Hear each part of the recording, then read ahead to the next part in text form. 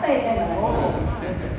मी आणि माझी मैत्रीण एका ठिकाणी गेलो होतो. तिचं पण एका कुठल्या तरी संस्थेमध्ये कार्यक्रम होता आणि कर्मधर्म आणि असंच झालं तर असं होऊ शकतं ना, 2-3 मंडळांचे कार्यक्रम एकत्र येतात.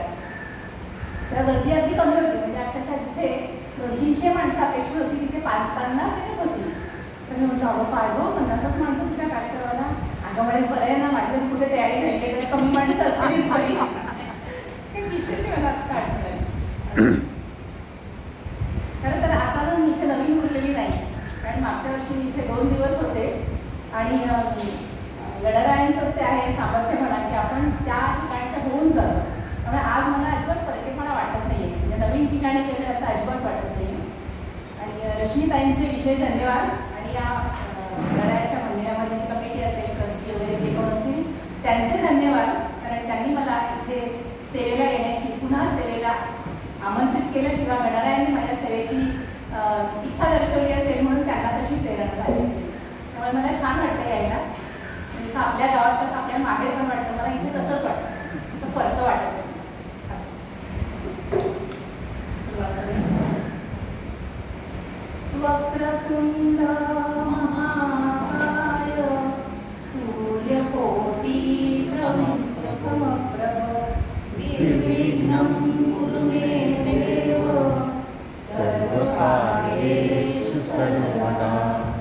गणनाथ सरस्वती रवि शुक्र बृहस्पति पंचैतानं संस्मरे नित्यं वेदवाणी प्रवर्तते. गुरुर्ब्रह्मा गुरुर्विष्णु गुरुर्देवो महेश्वरा गुरुसाक्षात् परब्रह्म तस्मै श्री गुरवे नमः. तस्मै श्री गुरवे नमः.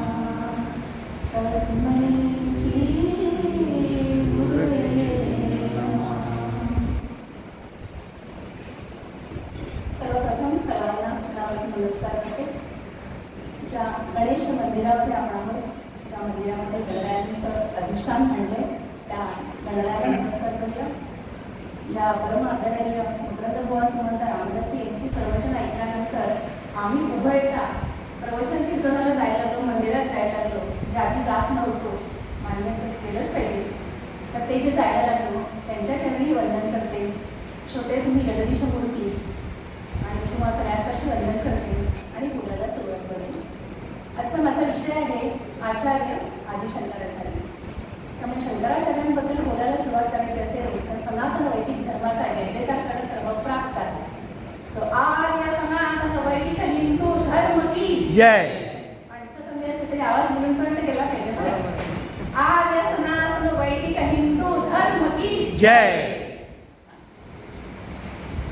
जी एक व्यक्ती त्यावेळेला होती म्हणून आपण आज इथे एका मंदिरामध्ये आणि एका आध्यात्मिक कार्यक्रमाला हजर आहोत, हे एकच वाक्य म्हणता येईल. त्या आधी शंकराचार्यांनाही वंदन करते आणि त्यांच्याबद्दलच एक छान श्लोक आहे त्याचा उद्धार करते. शंकरं शंकराचार्यं शंकरं शंकराचार्यं केशवं बादरायणं सूत्रभाष्यकृतौ वन्दे भगवन्तौ पुनः पुनः. श्रुतिस्मृतिपुराणानाम् आलयं करुणालयं श्रुतिस्मृतिपुराणानाम् आलयं करुणालयं नमामि जगत्पालं भगवन्तौ पुनः पुनः. नमामि भगवत्पादौ शङ्करं लोकशङ्करम्.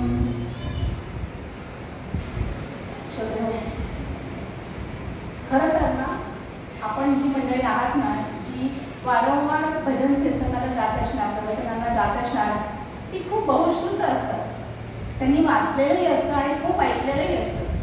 आणि कधी कधी काय होतं माहिती आहे, जुना पेशंट असतो ना त्याला डॉक्टरपेक्षा जास्त कळत असतं, कारण डॉक्टर नवीन असतो पण पेशंट पुन्हा पुन्हा येत असतो.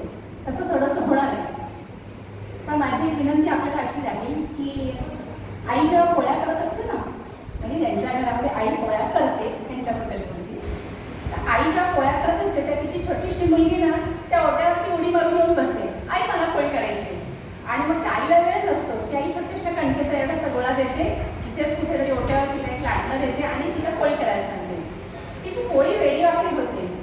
त्या मातेचं वात्सल्य आहे ना, ती त्या पोळीचं पण कौतुक करते बरं. तिची ठिकाणी फुकटच जाते.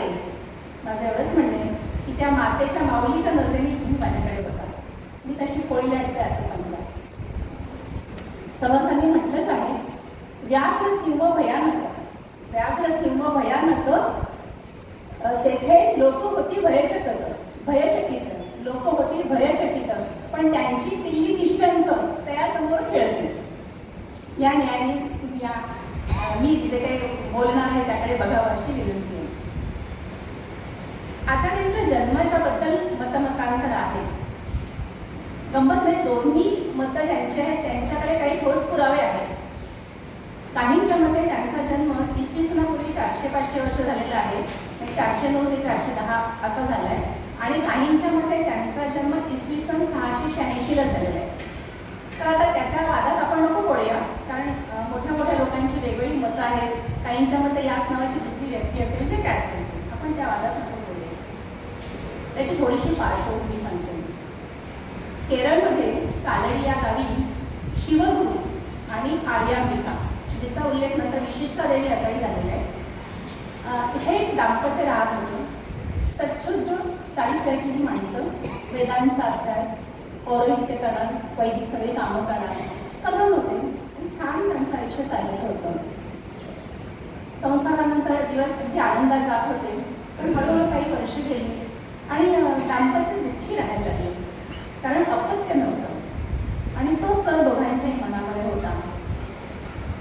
मग नंतर त्यांनी असं ठरवलं की आपण भगवान शंकरांची उपासना करूया आणि त्यांना प्रसन्न करून घेऊया. कालडी गावाच्याच थोडंसं पुढे पुरुष पर्वत नावाचा एक पर्वत होता, अजूनही आहे. आता तो पर्वत उरलेला नाही, त्याच्या टेकडीसारखं झालेलं आहे. तर त्या पर्वतावर हे जोडपं जाऊन राहिले. तिथे शंकराचं देऊळ होतं, चंद्रमौळीश्वर असं त्या शंकराच्या देवळाचं नाव होतं. तिथे हे दोघं गेले आणि तिथे त्यांचा दिनक्रम कसा होता, प्रातःकाळी लवकर उठायचं, भगवंताची स्तुती करायची, भजन करायचं, उपासना करायची, छान जवळपास मिळाली फुलं पानं तोडून आणायची, ती शंकराला वाहायची, मनापासून पूजा करायची. दुपार झाली की जवळपास जी काही कंदमुळं फळं मिळते ती खायची आणि त्याच्यावर गुजराण करायची. पूर्ण संसारापासून अलिप्त, म्हणजे बाह्य जगापासून अलिप्त असं ते दोघे जण मनाच्या अंतरंगापासून म्हणूया आपण, अंतरंगापासून भगवान शंकरांची उपासना करत होते. आणि एकच इच्छा मनामध्ये की आमच्या वंशवेदीवरती तू येते. देव हा मनापासून तळमळीने श्रद्धेने त्याला बोलवलं तर तो येतोच घेऊन आणि पावतोच घेऊन. आणि एक दिवशी शिवगुरूंना रात्री स्वप्नामध्ये असं दिसलं किंवा दृष्टांत झाला काय असेल ते, आणि त्याच्यामध्ये भगवान शंकर स्वतः आले आणि विचारलं, बा तुला काय हवं? आणि यांनी सांगितलं, माझ्या आयुष्यामध्ये असं दुःख आहे, अपत्य नाही. शंकरांनी विचारलं की ठीक आहे, तुझ्या उपासनेने मी प्रसन्न झालो आहे, तुला अपत्य मी नक्की देऊ शकेन, पण तुला काय हवं आहे? अत्यंत विद्वान पण अल्पायुषी असा मुलगा हवा आहे का एक साधारण बुद्धिमत्तेचा परंतु दीर्घायुषी असा पुत्र हवा आहे? अर्थातच शिवगुरूंनी सांगितलं की अल्पायुषी असला तरी चालेल, पण मला विद्वान मुलगा हवा. शंकरांनी तथास्तु सांगितलं. दुसऱ्या दिवशी सकाळी शिवगुरूंनी आपल्या पत्नीला ही घटना सांगितली आणि दोघं खूप आनंद घेऊन गेले. आणि मग त्यांनी आता त्या मंदिरातलं आपलं वास्तव्य संपवलं आणि ते आपल्या नेहमीच्या घरी कालडीला परत आले. दिवसामागून दिवस जात होते आणि यथावकाश पत्नीला दिवस गेले आणि वैशाख शुद्ध पंचमीला एक छोटंसं बाळ त्यांच्या घरी जन्माला आलं. शंकराचाच प्रसाद होता तो, शंकराची उपासना करून झालेला, म्हणून त्याचं नाव शंकर ठेवलं गेलं. हे बाळ जन्मतःच अतिशय विलक्षण देखणं, त्याच्याकडे बघूनच हा कुठल्या तरी परमेश्वराचा अवतार असंच वाटायचं. आई आणि वडील खूप आनंदून गेले आणि ब्राह्मणाचं घराणं होतं आणि घरामध्ये वेदशास्त्रांचं पठण वगैरे चालूच होतं. त्यामुळे बाळ जसं जसं मोठं होतं तसं तसं त्याच्या कानावर हे पडतं. अहो ते 2 वर्षाचं झालं त्यावेळेला त्यांच्या भाषेमध्ये, केरळमध्ये राहणारी ही मंडळी, त्या भाषेत ते रामायण महाभारत त्याच्या कानावर पडायला लागलं आणि ते त्याचं पाठ झालं 2 वर्षाचं असताना. त्याला शास्त्रांमधले श्लोक पण ऐकून ऐकून पाठ व्हायला लागले. एकपाठी म्हणतात ना तसं, जे कुठे ऐकायचं ते पाठ करून टाकायचं. लक्षातच आलं की हा मुलगा मोठेपणी कोणीतरी म्हणजे एखादा विद्वान किंवा असा नक्की म्हणा असं वाटतं. हळूहळू तो मोठा होत आहे. आता साधारणतः 4 वर्षाचा झाला असेल. एकदा काय होतं, त्यांच्या घरापासून ती अलवाई नदी थोड्या अंतरावर आहे आणि त्या अलवाई नदीमध्ये शंकराची आई म्हणजे विशिष्टा देवी त्या स्नानाला वगैरे जात असत. एक दिवशी काय झालं, बराच वेळ झाला तरी आई आली नाही. त्या मुलाला लहानपणापासून इतकं लहान असतानापासून आईची खूप काळजी असायची बरं. आईची काळजी किंवा तिथे सगळं व्यवस्थित आहे, ती खुश आहे याची काळजी मी तिला करायचं. तिला उशीर झाला म्हणून हा बाळ धावत गेला की आई कुठे राहिली बघूया, कुठे अडकली, काही प्रश्न आहे त्यामध्ये. आणि त्यांनी पाहिलं तर अर्ध्या वाट्यामध्ये आई बेशुद्ध पडलेली होती आणि तिला चक्कर वगैरे आली असते. तो अगदी अस्वस्थ होतो. लगेच त्या गावकऱ्यांना बोलावतो आणि जे काय आवश्यक तिला उपचार करून तिला ते घरी आणले. आता ह्याला प्रश्न पडला की आई एवढा रोज लांब जाणार, इकडे ती कपडे वगैरे धुणार, आंघोळ करणार, तिला किती त्रास होतो आता. कारण आधीच ती लग्नानंतर बरंच उशिरा हे अपत्य झालेलं आहे. तो तरा तरा तरा तरा त्या अलवाई नदीवर जातो आणि तो त्या नदीची करुणा बघतो आणि त्या नदीला सांगतो की माझ्या आईचा हा त्रास जो आहे ना हा दूर करतो. हे पण गावातल्या लोकांना कळतं, आईला कळतं. आईला वाटतं की लहान बाळ आहे ना त्याच्या मताप्रमाणे त्यांनी केलं. पण तो त्या नदीची मनापासून आर्ततेने तळमळीने प्रार्थना करतो. आणि अहो आश्चर्य, त्यानंतरचा जेव्हा पावसाळा येतो तेव्हा त्या पावसाळ्यात त्या नदीला खूप पाणी येतं, खूप पूर येतो आणि ती नदी प्रवाह बदलते आणि त्या नदीचा प्रवाह आता शंकराच्या घरापासून वाहायला लागतो. आता सगळ्यांना पटलंच की ह्या शंकरामुळेच हे झालंय. एक गोष्ट अशी घडते ती म्हणजे त्याचे वडील जातात. 3-4 वर्षाचा झालेला असतो तेव्हा शिवजून निवृत्त झाला. आई तिने सोडत नाही कारण तिला या बाळाला मोठं करायचं. तिने ठरवलेलं असतं, त्या दोघांनी ठरवलेलं असतं की बाळाची मुंज 5व्या वर्षी करायची आणि मग ठरल्याप्रमाणे 5व्या वर्षी त्याची मुंज होती. मुंज झाल्यानंतर भिक्षा मागायची पद्धत आहे. त्याप्रमाणे हा मुलगा भिक्षेला जात असतो. एका ठिकाणी एकदा तो भिक्षा मागायला गेलेला असतो तेव्हा त्यातली जी स्त्री असते त्या घरातली ती बरोबर बाहेर येते आणि त्याला नमस्कार करते आणि म्हणते, हे बटू, तुला द्यायला माझ्याकडे काही नाही आहे. आमच्या घरी आमची परिस्थिती चांगली नाही, पण तरी तू 5 मिनिटं थांब. तेव्हा बटू अगदी तेजपुंज दिसायचा. हो, त्याला बघून काही स्त्रीमध्ये असं वात्सल्य निर्माण व्हायचं आणि त्या बटूचा तो वेश जो असेल ते बघून ती म्हणते त्याला तू थोडंसं थांब, मी घरात जाते. ती घरात जाते आणि घरातली सगळी भांडी काढली म्हणती सगळी उलटी पालटी करून बघते, काहीही नसतो, अन्नाचा कणही नसतो. त्यांना ऐकून वगैरे खरं वाटत नाही. पण अशी परिस्थिती बऱ्याच जणांकडे होती पूर्वी, कदाचित आजही असेल, पण आपण त्यापासून दूर आहोत. सगळ्या काढत्या म्हणल्यानंतर काहीच मिळत नाही. काय द्यायची भिक्षा? आणि एका कुठल्या तरी मागे पडलेल्या गाडग्याच्या आतमध्ये तिला एक आवळा मिळतो. तो पण काही फारसा चांगला नसतो, पण तिच्या मनात आलं की मी हे देईन, त्या बटूला मी हे देईन, त्याला विमुख नाही पाठवणार. आणि ती तो आवळा घेऊन येते आणि त्या तो आपला शंकर आहे बटू, त्याची भिक्षेची जी पोळी आहे त्याच्यामध्ये ती तो आवळा घालते. ते बघून त्या महाशंकराच्या मनात येतं की किती या स्त्रीची तळमळ आहे ना, तिला किती द्यावंसं वाटतं पण तिच्याकडे नाही द्यायला. त्याला असं वाईट वाटतं ते बघून आणि त्याला असं वाटतं की हा आवळा तिने तिच्या मुलांसाठी ठेवला असता तर चाललं असतं ना.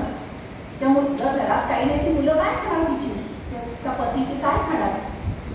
पण तिने हे केलेलं पाहून शंकराला एक वेगळ्या प्रकारची करुणा तिच्या मनात निर्माण होते आणि तो महालक्ष्मीचं स्तोत्र रचतो आणि महालक्ष्मीचं स्तोत्र मनापासून गातो, आळवणी करतो. आणि त्याचं सामर्थ्यच एवढं होतं ना की महालक्ष्मी स्वतः प्रकट होते. बोल बाळा, कशासाठी मला बोलवलंस? तेव्हा तो सांगतो की आई, स्वतःच्या घरात काही नसताना जो आवळा ह्या स्त्रीने मला दिला त्यांच्यावरती अशी परिस्थिती का? देवी सांगते त्यांचं पूर्वजन्मीचं इतकं सुकृत नाही की त्यांच्या घरात आज सगळं असेल. मग तो म्हणतो पण तिचा भाव, तिची ती निष्ठा आहे, तळमळ, त्याचं काय? एकच करतो, माझ्यावर कृपा करण्याच्या ऐवजी तिच्यावरती कृपा कर. देवी तथास्तु म्हणते आणि अंतर्धान पावते. शंकराच्या घरी येतो आणि दुसऱ्या दिवशी काय होतं, त्या घरामध्ये रात्री सोन्याच्या आवळ्यांचा पाऊस पडतो आणि दुसऱ्या दिवशी सकाळी बघतात हे पती पत्नी तर सोन्याच्या वाड्यांचा पाऊस पडलेला आहे. आणि या ठिकाणी त्या महालक्ष्मीची आर्ततेने आळवणी करणारे स्तोत्र आहे ते आपल्याला माहिती आहे, ते कनक स्तोत्र आहे. इतकी ह्या मुलामध्ये ताकद आहे. आता हे कनक स्तोत्र, प्रवाह बदललेला, या गोष्टी कसं करतात गावामध्ये, आणि सगळ्याच्या लक्षात येतं हा मुलगा कोणीतरी वेगळा आहे, हा आपल्यासारखा नाही, त्याच्यावरती भगवंताचे आशीर्वाद आहे किंवा तो शंकराचाच अवतार असला पाहिजे. आता गावामध्ये अनेक मुलं वगैरे त्याच्याकडे यायची, मोठी मोठी माणसं यायची. आता पाहतो त्याला बऱ्याच वेदांची माहिती झालेली असते. साधारण तो 8 वर्षाचा ज्यावेळेला होतो ना, त्यावेळेला त्याला सगळे वेद माहीत झालेले, माहीत म्हणजे पाठ झालेले, त्या वेदांचे त्याला अर्थ कळलेले. इतकंच नव्हे तर शिकायला जी मुलं यायची ना, त्यांना माहीत नसायचं, ती मुलं यायची, त्यांना हा वेद शिकवायचा. 8 वर्षाचा मुलगा, तुम्ही कल्पना करा म्हणजे काय प्रगल्भ बुद्धिमत्ता असेल. त्याच्याबद्दल असं म्हटलंय, अष्टवर्षे चतुर्वेदी, अष्टवर्षे चतुर्वेदी, द्वादशे सर्व वेदविद, षोडशे कृतवान भाष्य, द्वात्रिंशे मुनिरभ्ययात. म्हणजे 4 वर्षाचे असताना सगळे वेद माहिती आहेत, 12 वर्षाचे असताना सगळी शास्त्र माहिती आहे, सांख्य, न्यायिक आणि जे काय पूर्वमीमांसा, उत्तरमीमांसा, तुमचा योग, ही सगळी शास्त्र माहिती आहे. 16 वर्षाचा होतो त्यावेळेला त्यांनी शास्त्रांवरती भाष्य लिहिलंय, त्याच्याकडे आपण येऊ नंतर. आणि 32व्या वर्षी याने इहलोकाचा त्याग केलेला आहे. असा हा अतिशय म्हणजे आजच्या वर्षात आपण म्हणू ग्रेट किंवा जीनियस असा हा मुलगा. तो साधारणतः 7-8 वर्षाचा होतो ना, तेव्हा त्याला ना असं वाटायला लागतं की हा संसार नको आहे, मला हे सगळं सोडून जायचं, मला हे संसार, मुलं बाळ त्या अनुषंगाने आणि सुख दुःख काही नको, मला संन्यास घ्यायचा. आईच्या लक्षात येतं त्याच्या वागण्यातून. पण आई म्हणते, बाळा पती तर नाही आहे, तू एकटूच आहेस, माझ्या आयुष्यात दुसरं कोण आहे, तर तू छानपैकी मोठा हो, लग्न कर, मुलं बाळं होऊ दे, लग्न भरलेले राहते. का एका स्त्रीला असं वाटतं की चुकीचं नाही ना, प्रत्येक स्त्रीला हे वाटतं. त्याच्या मनामध्ये दुविधा निर्माण होते की आईला दुविधा म्हणजे कसली, आईला समजावून काय सांगायचं, हे संन्यास घ्यायचं हे त्याच्या मनामध्ये नक्की होतं. तर हे विचार त्याच्या मनामध्ये कुठून आले असतील, जे काही तो वाचत असेल, ऐकत असेल, त्यातून आले असतील किंवा काय, हे भगवंतालाच माहिती. पण आई मात्र तयार नव्हती. आणि संन्यास हे आईची परवानगी असल्याशिवाय घेता येत नाही. आपल्याला माहिती आहे वैवाहिक जीवनामध्ये पण पतीची परवानगी असल्याशिवाय पतीला संन्यास घेता येत नाही. मुलगा विचार करतो काय करावं. आणि एक दिवशी एक अघटन घडतं. अलवाई नदीमध्ये हा मुलगा पाण्यात गेलेला असतो, खेळायला म्हणा, काय पोहायला, जे काय असतं. आणि तिथल्या बाया बापड्या त्या पण कपडे धुवायला वगैरे नदीवर आलेल्या असतात. आणि एक चमत्कार झाला, ह्या मुलाचा पाय एका मगरीने पकडला आणि तो मुलगा ओरडतोय आता. पण त्या मगरीने तो पाय त्याचा घट्ट पकडला.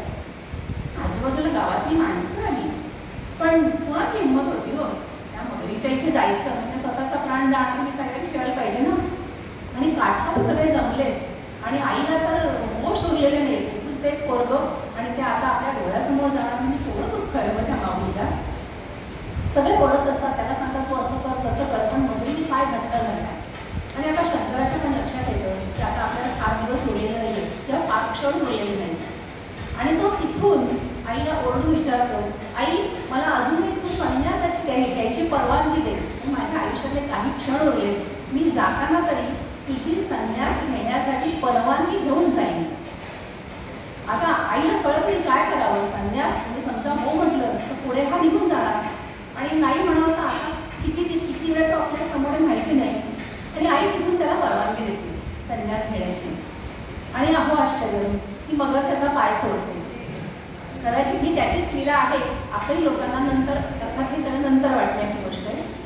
ती मगर पाय सोडते आणि मग सगळे ते काठाची लोक तिकडे जातात, माणसं त्याला काय जखमा झालेल्या असतात, पायाला त्याला बाहेर पाणी करतात, तो पण व्यवस्थित होतो. आई पण आता भानावर येते आणि आई म्हणते चला घरी जाऊया. म्हणजे घर कुठलं, तू तर मला संन्यास घ्यायला परवानगी दिलीस. आई म्हणते पण संन्यास घेतलाच कुठे. ज्या क्षणी मनाच्या गाभ्यामध्ये तळमळ निर्माण होते आणि आतून त्याने संन्यास घ्यावा असं वाटतो, त्यावेळेला तो संन्यास मिळाल्यासारखा आहे. त्याला आतून संन्यास असं म्हणतात. मला आम्ही आतून संन्यास घेतलाय, आता फक्त आजच्या भाषेत म्हणजे फॉर्मॅलिटी बाकी आहे. आणि त्याची तयारी तूच करायचीस. खरं त्या आईची काय परिस्थिती झाली असेल ना, इकडे तर ते पोरगं वाचलंय म्हणून आनंद आहे आणि इकडे तर तो संन्यास घेणार आहे. आई म्हणते ठीक आहे, तू काय कर, संन्यास घे आणि गावाच्या बाहेर एक झोपडी बांधून तिथे राहा. चालेल की नाही, मला येता जाता दिसशील आणि तू सुखरूप आहेस, तुला व्यवस्थित सगळं मिळतंय हे मी बघेन. तो म्हणाला आई अशा संन्यासाला काय अर्थ आहे की गावाच्या बाहेर राहायचं आणि लक्ष गावातच राहायचं. ठीक आहे, तू आता आली पहिले संन्यासाची तयारी करून. आणि मग आईला तिची काय तयारी करायला तो सांगतो आणि दुसऱ्या दिवशी त्यांनी त्या फॉर्मॅलिटीज ज्या म्हणतो आपण त्या पूर्ण करायच्या ठरवतात. गावात बातमी पसरते, ते लेकूर गावातलं आवडतंच होतं सगळ्यांचं आणि सगळेजण बघायला येतात. ते आईने सगळी तयारी केली आणि ते जे काही मंत्र किंवा विचार असतात ते हा मुलगा स्वतःच म्हणतो. खूप गर्दी झाली घरामध्ये बघायला आणि ती सगळे विधी पूर्ण झाल्यानंतर त्याचं पूर्ण मुंडन करण्यात येतं. मुंडन केले, केशरी वस्त्र धारण केलेली आहे आणि हातामध्ये दंड कमंडलू अशी त्याची मूर्ती. ते बघून तिथल्या जमलेल्या स्त्रियांना तर रडूच येत होतं आणि आईच्या मनात दोन्ही भावना येत होत्या. आपलं पिल्लू जाणार आपल्यापासून दूर, त्यामुळे तिच्या एका डोळ्यामध्ये दुःखाश्रू होते पण एका डोळ्यामध्ये आनंदाश्रू होते. का की ह्याने जे ठरवलं ना त्याप्रमाणे हा करतोय, त्याच्या मनाचा किती घट्टपणा असेल बघा. आणि अशी त्या आईची मनस्थिती. यावेळी पावेतो छोट्या शंकराला दृष्टांत झालेला असतो की नर्मदा तटाकी त्याचे गुरु त्याची वाट बघतात. मधल्या कालखंडामध्ये तो तिथल्या गुरुकुलामध्ये पण गेलेला असतो. तिथेही त्याचं काही शिक्षण झालेलं असतं जे त्या वेळेला अनुसरून जेवढं असावं ते झालेलं असतं. म्हणजे गुरुकुलाचा त्याला अनुभव आहे. पण आता त्याला वेध झालेले आहेत नर्मदा तटाकी असलेल्या आपल्या गुरुची. आणि एक दिवशी तो आता संन्यास तर घेतलेला असेल आणि तो एक दिवशी निरोप घेतो. एक दिवशी म्हणजे अगदी लगेचच निरोप घेऊन तो निघतो. त्याला कुठे जायचं आहे? मध्य प्रदेशमध्ये नर्मदा तटाकी जायचं आहे. आणि मुलगा आहे कुठे? केरळामध्ये कालेडी गावी. बघा, इसवी सन 686ची गोष्ट आहे. आपण आता 2024मध्ये आहोत, म्हणजे 1400 वर्ष तरी झालेली त्या घटनेला. त्यावेळेला कशी असेल हवा, कशी अरण्य असतील, कशी थंडी, कसा पाऊस, कसं काय असेल. आणि हा मुलगा एकटा निघाला. कुठे कसं जायचं माहिती नाही, फक्त दिशा माहिती, मला उत्तरेला जायचं आहे बास.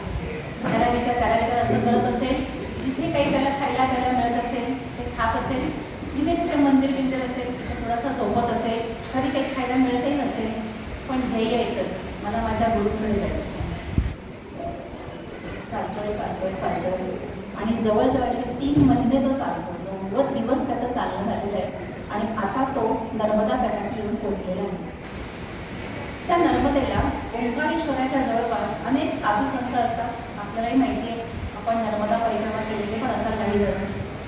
तर तिथे बसून जे अध्ययन केले जातं, उपासना केली जाते, त्याचं फळ चांगलं भेटतं, आपल्याला माहिती आहे.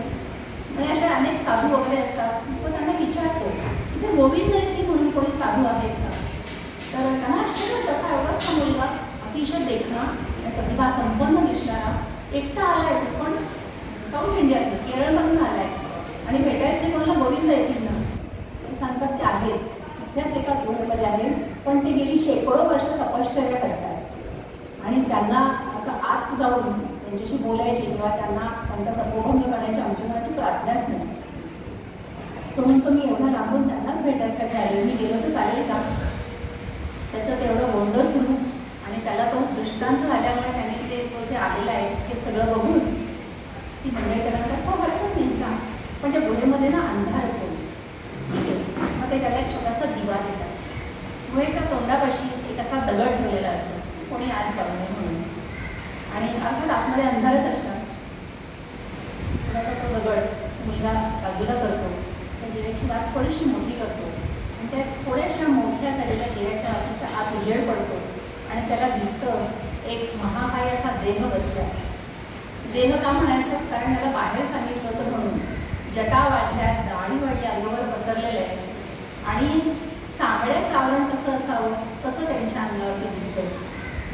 अतिशय खोल केलेलं असे, हाडं फुगले जातात म्हणून तो डोळे जे आहेत ना आता बंद केलेले आहेत, पण तिकडे बघून काहीतरी विलक्षण व्यक्तिमत्व असलेलं जाणवतं.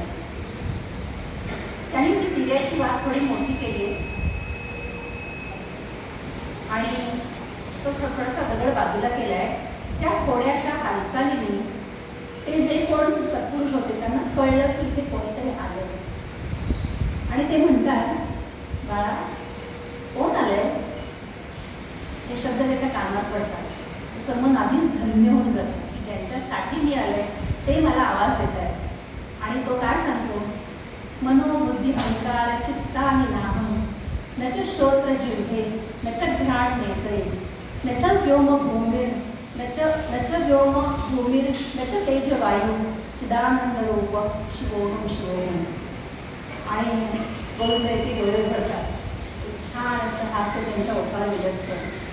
ये शंकरा, मी तुझीच वाट पाहतो. 8 वर्षाचा मुलगा आणि तो काय सांगतो, मी आकाश नाही, तेज नाही, वायू नाही, काही नाही. मी चित्त नाही, बुद्धी नाही, मी अहम नाही आणि काहीच नाही. मग मी कोण आहे? चिदानंद रूप शिवोहम शिवोहम. सतत सदैव सातत्याने असणारं मी एक ब्रह्मतत्व आहे. 8 वर्षाचा लहान मुलगा सांगतो. गोविंदाची त्याला आत बोलावला. गोविंदाची ज्याला डोळे उघडतात तेव्हा ह्याला कळतं, हा बघतो काय तेजपुंज डोळे, मी त्या चेहऱ्यामध्ये अशी आभा पसरलेली अत्यंत तेजस्वी. आणि तो सांगतो येण्याचं प्रयोजन, यदीवर मला तुम्ही शिकवाल का, मला तुम्ही शिष्य करा का नाही? शंकरा, हिंदू धर्माचं पुनरुत्थान करण्याचं काम तुलाच करायचं. संपूर्ण आर्यावर्तामध्ये हिंदू धर्म जो झाकवला गेला आहे त्याच्यावरचा राग काढून त्याला तेजाने झळकवण्याचं काम तुलाच करायचं आहे. तुला मी शिकवणारच, मी तुझी वाटच बघत. आणि एका चांगल्या मुहूर्तावर गोविंद यती त्याला शिष्य करून देतात. आता हे गोविंद यती म्हणजे कोण आहेत माहिती आहे? गोविंद यतींचे गुरु आहेत गौडपाद. गौडपादांचे गुरु आहेत शुकमुनी. शुकमुनींचे गुरु अर्थातच त्यांचे वडील वेदव्यास. वेदव्यासांचे गुरु आहेत पराशर. पराशरांचे गुरु आहेत शाक्त. अशी ती परंपरा जाते. आणि शाक्तांचे गुरु आहेत खरं तर नारायण. आपल्या शास्त्रामध्ये सगळीकडे गुरु करावा असं म्हटलंय. आपणही त्याबद्दल अनेक गोष्टी ऐकतो. तर गुरु का करायचा असतो, तर ज्यावेळेला तो शिष्य त्याची प्रज्ञा प्रकट करत असतो त्यावेळेला जर गुरु केला असेल तर ती संपूर्ण गुरु परंपरा जी आहे ना त्याचं पाठबळ त्याच्या पाठीशी उभं राहतं. आपल्यातल्या पण अनेक जणांनी अनुग्रह घेतला असेल. कोणी अक्कलकोटचा समर्थांचा घेतात, म्हणजे बरीच मंडळी घेतात आणि ती घेणं योग्य पण आहे, कारण गुरुचं बळ आहे. गुरु काय करतो नक्की? आपल्या मराठीमध्ये गाणं आहे बघा, तुम्हारा सारिखा गुरु नाही हे जगात, तुम्हारा सारिखा गुरु नाही हे जगात. वर घालितो धपाटे, वर घालितो धपाटे, आता धाराचा हात, तुम्हारा सारिखा गुरु नाही हे जगात. या जगामध्ये 2च व्यक्ती अशा असतात की ज्यांना आपला उत्कर्ष हवा असतो. त्यातली पहिली व्यक्ती म्हणजे असतात ते आपले पालक, आपले आईवडील. त्यांना नेहमी आपलं मूल आपल्या पुढे गेलेलं हवं असतं. आणि दुसरी व्यक्ती असते ती म्हणजे गुरु. गुरुला नेहमीच आपल्या शिष्याने आपल्या 10 पावलं पुढे जावं असं वाटत असतं. त्यांना ती कॉम्पिटिशन नाही वाटत. गुरु शिष्याची उत्तम उदाहरणं आपल्या समोरच आहे. अगदी आपल्या क्रिकेट क्षेत्रातलं सचिन तेंडुलकर आणि आचरेकर गुरुजी आहेत. नंतर समर्थ आहेत, त्यांचा कल्याण आहे. समर्थांच्या अनेक शिष्य आहेत. एकनाथ महाराज, जनार्दन स्वामी आहेत, अशी अनेक उदाहरणं आहेत. आणि या गुरुकृपेमुळे त्यांनी पुढे खूप मोठं काम करून दाखवलंय असं आपण पाहिलं. आता 3 वर्ष जवळजवळ शंकर तिथे आहे. 3 वर्षात यतींनी त्याला पहिल्या वर्षी हठयोग, दुसऱ्या वर्षी राजयोग आणि तिसऱ्या वर्षी ज्ञानयोग हे 3 प्रकारचे योग शिकवले आहेत. या योगांमध्ये ना अनेक प्रकारच्या सिद्धी प्राप्त होतात बरं का. मग याच्यात लघुमा आहे, गिरिमा आहे, नंतर सूक्ष्म अवतार धारण करणं आहे, त्याच्यानंतर परकाया प्रवेश आहे. या सगळ्या गोष्टी होत्या त्यावेळेला. आपण हे रामायण महाभारतामध्ये पण पाहिलंय. ह्या विद्या होत्या आणि ह्या विद्या आपल्या वेदांमध्ये नक्की आहेत. मधल्या कालखंडात काय झालं, यवनांचं आक्रमण झालं. साधारण इसवी 700च्या वेळेला बाबरांनी भारतावर आक्रमण केलं अफगाणिस्तानमधनं येऊन, कारण त्याला पैशाची गरज होती आपल्याला माहिती आहे. नंतर तो यवनांचा इतिहास आहे. त्याच्यानंतर आपल्या स्वातंत्र्य मिळण्यापूर्वी 150-200 वर्ष आलेले इंग्रज, ह्या सगळ्यांनी आपल्या देशाला चिरडून टाकण्यासाठी पहिले आपली संस्कृती नष्ट करायचा प्रयत्न केला आणि त्याच्यामध्ये आपलं अनंत अनंत मौलिक असं वाङ्मय गेलं. नालंदा विद्यापीठ 6 महिने जळत होतं, आपल्याला माहिती आहे. आम्हाला हे का जाणवत माहिती आहे बघा, महाभारताचं युद्ध मोठं होतं, रामायणाचं युद्ध मोठं होतं, आणि हे सगळे राजे यांची पण एकमेकांशी अनेक युद्ध होतच असली पाहिजे. या युद्धामध्ये लोक जखमी होतच असणार की नाही, हात तुटत असणार, पाय तुटत असणार, मल्टी फ्रॅक्चर, आपण अनेक गोष्टी होतच असणार. मग ह्याच्यावरती दवादार काहीतरी असणारच ना. आता आपण ते नी रिप्लेसमेंट यावं आता आलो, पण अशी काही त्यावेळेला असणारच. मग या सिद्धी कुठेतरी लिहिलेल्या असणारच ना. मला थोडं विषयांतर होते, पण सांगते, कोल्हापूरला एक डॉक्टर आहे, यूट्यूबवर येतं बा, स्वागत तोडकर, वाचलं ते बघा, त्याचं तुम्ही ऐका.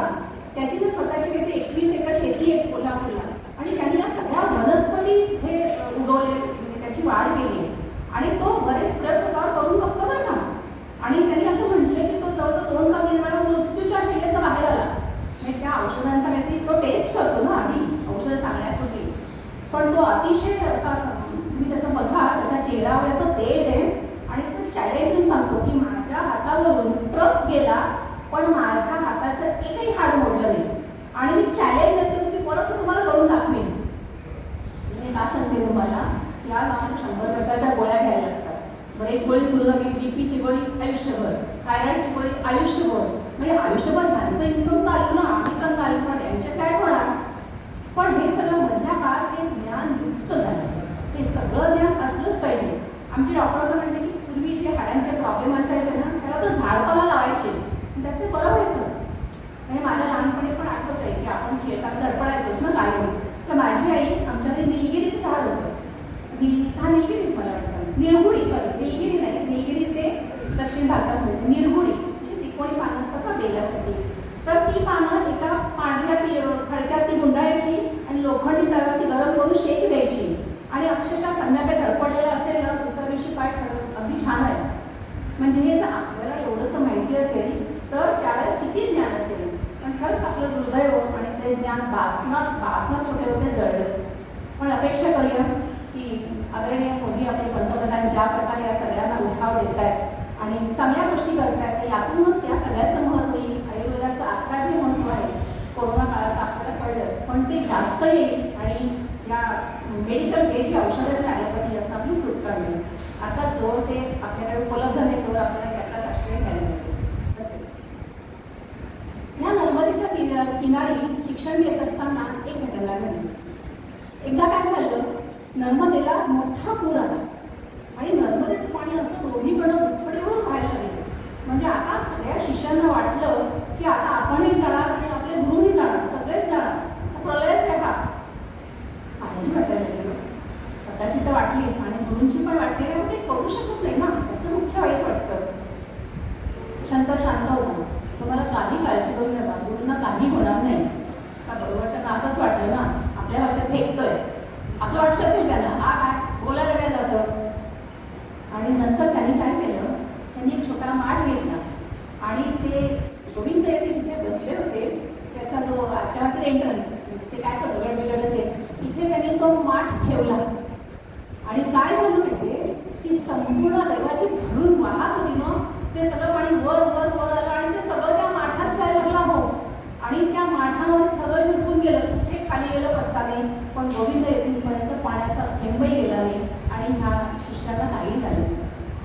आता जिथे चमत्कार असतो तिथे तुमची प्रसिद्धी होतेच, आणि भरा भरा भरा शंकरचं नाव सगळीकडे पसरलं गेलं. आणि आता कुठून कुठून मुलं यायला लागली त्याचं समजून घ्यायला, त्याच्याकडे अभ्यास करून घ्यायला, अध्ययन करायला. आणि त्यावेळेला त्या नर्मदेला उद्देशून शंकरांनी एक स्तोत्र रचलं. खरं स्तोत्र थोडं अवघड, म्हणजे संस्कृतमध्ये आहे, पण मी 2 दिवसापूर्वी जरा बघत होते ना आणखी माहिती, तेव्हा हे मी ऐकलं, मला खूप आवडलं. म्हटलं एक कडून मी म्हणायचा प्रयत्न करते ना. 2च दिवसापूर्वी मी हे बघितलं, पण खूप आवडलं. तुम्ही पण नंतर यूट्यूबवर कदाचित तुम्ही ऐकलंही असेल, तर आवर्जून ऐका. सबिंदू सिंधू सुत, आवाज येतोय मागे, सबिंदू सिंधू सुत्कल तरंग भंगरंजितम विशत्सु पाप जात जात काळी वाळी संयुक्त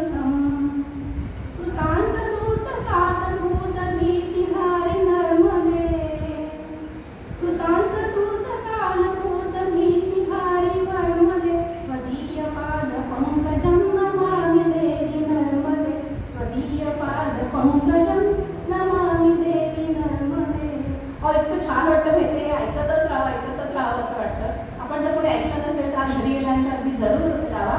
अनेकांनी ते गायले आणि सगळ्यात चांगली सुंदर आहे. आता शंकराचं शिक्षण पूर्ण झालंय. अहो त्याचं शिक्षण म्हणजे कसं होतं माहितीये, टिपकागदासारखा तो सगळं ते टिपून घेत होता ज्ञान. म्हणजे यतीच्या मुखात यावं आणि शंकराने ते आत्मसात करावं. त्याची जी बुद्धी होती ना त्याला उत्तम भरा प्रज्ञा असं म्हणतात. म्हणजे शिष्याला सांगताना त्याला सांगताना जे ऐकायला मिळेल एक तर त्याचं पाठ व्हायचंच, पण आजूबाजूच्या कुठल्या शिष्यांना सांगत असतील ना ते सुद्धा त्याच्या कानात पडल्यावर त्याचं पाठच. शेवटी शंकराचाच अवतार येतो वैदिकमान असा. आणि आता गोविंद यांनी सांगितलं तत्वमसीचा बोध तुला झालेला आहे. आता माझंही काम संपलेलं आहे. आता मी समाधी घेणार आहे. आता शंकर म्हणतो की आता माझं शिक्षण पूर्ण झालंय तर मी आता त्या जगामध्ये कशाला राहू, मी पण जातो आता हिमालयामध्ये. गोविंद यांनी म्हणाले नाही बाळा, तुला खूप मोठं काम करायचंय. तुला सगळ्या क्षेत्रात जायचंय आणि जिथे जिथे आपल्या वेदांची किंमत जिथे कमी होऊन लोकांना जे हवे त्या वाटेल तशा प्रकारची कर्मकांड चालली आहे आणि जनमानसाला त्रास होतो अशा सगळ्या ठिकाणी जाऊन तू आपलं जे वेदांत आहे त्याचा वेदांचा महत्त्व सगळ्यांना समजावून सांगायचं. त्यामुळे तू इथे राहू शकतोस. आता तू कुठे जा, काशीला. त्याला अध्यापन करायचं आहे. त्याच्यासाठी काशीसाठी दुसरी जागाच नाही. आणि गोविंद आणि आता आपला शंकर गोविंद यांना नमस्कार करतो आणि तिथून निघून जातो. त्यानंतर गोविंद यांनी हिमालयात जातात आणि नंतर ते देहत्याग करतात. काशीचं वातावरण बघा, तुम्ही बनारसला जाऊन आला असालच. साधारणतः हिंदू माणसं जे आहेत त्यांना हिंदू कार्य सगळ्यांना त्याचा प्रश्न असतो. म्हणजे आपण काशीला जाऊन येतोच, म्हणतो ना नित्यव जावे काशीस जावे तसं, आणि किती वेळा जाऊ तेवढं आपल्याला अपुरच पडतं. त्या काशीला गंगेचा संपूर्ण गंगेचा प्रवाह आहे आणि गंगेच्या तरी देश विदेशांमधून अनेक साधू संत महंत येत असतात, तपश्चर्या करत असतात, उपासना करत असतात आणि विविध प्रकारच्या सिद्धी प्राप्त करून येत असतात. अनेक मठ आहेत, तिथे अनेक आश्रम आहेत आणि तो सगळा परिसर शंकराला अर्थातच आवडण्यासारखा होता. आता काय झालं, त्याची कीर्ती एवढी पसरली गेली की तो जायला लागेल त्याच्या मागे 150 लोक असायचेच. त्याचा अनुग्रह घ्यायला, त्याचं शिष्यत्व पत्करायला किंवा त्याच्यामध्ये शिकून घ्यायला. आणि शंकर म्हणजे एवढं जे जे काही त्याला येत होतं ते चांगल्या सोप्या भाषेमध्ये सगळ्यांना सांगत होता. हेतू हाच की एक दुसऱ्याला सांगेल, दुसरा तिसऱ्याला सांगेल आणि त्या ज्ञानाचा असा प्रसार होईल. एक दिवशी काय झालं, सकाळची वेळ आहे. सकाळची म्हणण्यापेक्षा अजून उजाडलेलं नाही आहे आणि शंकर आणि त्यांचे शिष्य स्नान वगैरे करून आता काशी विश्वेश्वराच्या दर्शनासाठी जातात. बोळ अरुंद आहे तिथला आणि त्या अरुंद बोळात ते जातात. एवढं काय होतं, समोरून एक चांडाळसारखा विस्तारा, घाणेरडे कपडे असलेला, अंगाला वास वगैरे येणारा आणि अगदी काय त्याचं दर्शन घेऊन त्याला बघून पण नाही असं वाटावं असा एक माणूस, त्याच्याबरोबर 4 पुतळे असतात. ती घेऊन तो समोर येतो. आता अरुंद जागा आहे. आचार्य आणि त्यांचे शिष्य आहेत. अजून आचार्य झाले शंकर आहेत आणि त्यांचे शिष्य आहेत त्याच्याबरोबर जाणारे. आणि आता जाणार कसं त्यातनं, शंकर अतिशय नम्रतेने म्हणतात, हे विभो तू जरा बाजूला हो आणि आम्हाला जायला जागा दे. आम्हाला काशी विश्वेश्वराचं दर्शन घ्यायचं.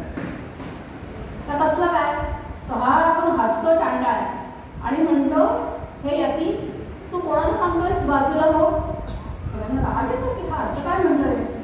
तो चांडाळ म्हणतो, तू कोणाला सांगतोयस बाजूला हो. तू जर माझ्या देहाला सांगत असशील तर देह जड आहे, तो बाजूला कसा होईल. आणि तू जर माझ्या आत्म्याला सांगत असशील तर आत्मा सगळीकडेच आहे. बापरे, त्याच्या मुखातले हे वाक्य ऐकून शंकर एकदम स्थिमित होता आणि त्यांच्या लक्षात आलं ह्या चांडाळ म्हणले. त्यांनी त्या क्षणी त्याला नमस्कार केला, त्याचे चरण धरले आणि सांगितलं की शंकरा, भगवंता, महादेवा तूच आहेस, तुझ्याशिवाय कोण असणार. आणि त्या ठिकाणी शंकराने स्वतः आपलं रूप तिथे प्रकट केलेलं आहे आणि शंकराला आशीर्वाद दिलेला आहे. ह्या गोष्टीवरून आता आपला विश्वास बसत नाही, पण त्यावेळेला अशा काही गोष्टी घडतच असतात. जसं आपण नेहमी उदाहरण देतो की तुमची अमेरिकेमध्ये किंवा ऑस्ट्रेलियामध्ये मुलगी असेल तर ती व्हिडिओ कॉल करून तुम्हाला विचारते ना, आई मोदक कसे करायचे, पुरणाची पोळी म्हणून मी तिला सांगता आणि ती करते.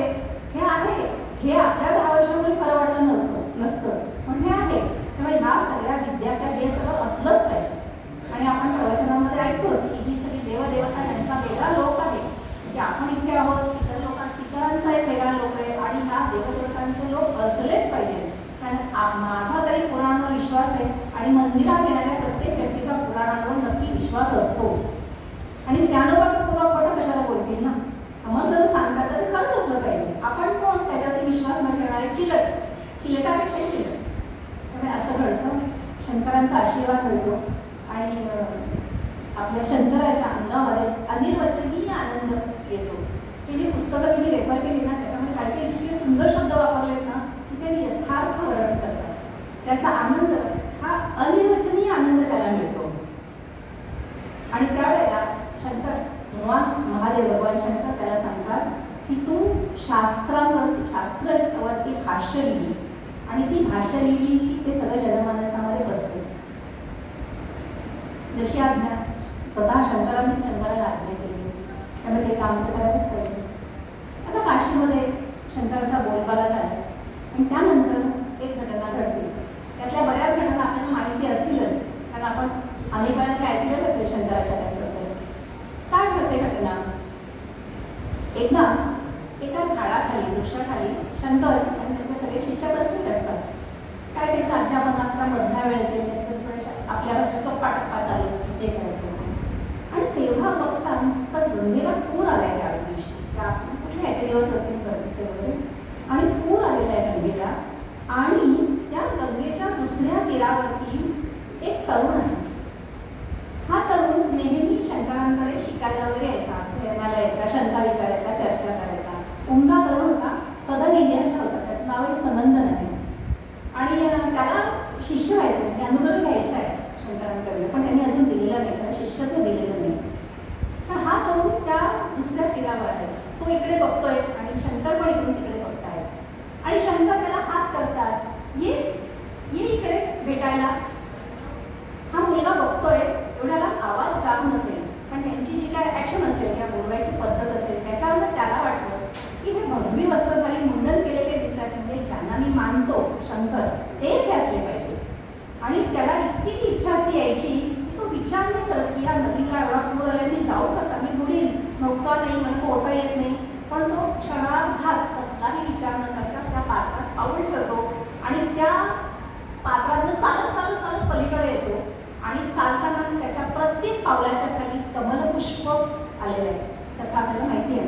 आणि त्या कमलपुष्पांमध्ये चालत तो येतो आणि शंकर त्याला म्हणतात ये पद्मपाला. हा पद्मपाल त्यांचा पहिला शिष्य. आता या वेळेपर्यंत शंकरांना आचार्य ही पदवी मिळाल्यासारखी. ही आचार्य ही पदवी कुठे द्यायची पद्धत नव्हती. जी व्यक्ती सगळ्या वेदांचं अध्ययन उत्तम करत असेल, तिला ते समजले असतील, ज्या व्यक्तीचं ते पाठांतर झालं असेल आणि जी व्यक्ती त्या काय समोरच्याला समजावून सांगत असेल, हे सगळे आजच्या भाषेच्या क्वालिटीज असतील तर त्याला आचार्य म्हणायची पद्धत होती त्यावेळेला. आणि आता शंकर हा शंकर बोलला नाही, आता ते शंकराचार्य झाले. या शंकराचार्यांचा पहिला शिष्य म्हणजे हा सनंदन. सनंदन जो आहे तो पद्मपाद झाला.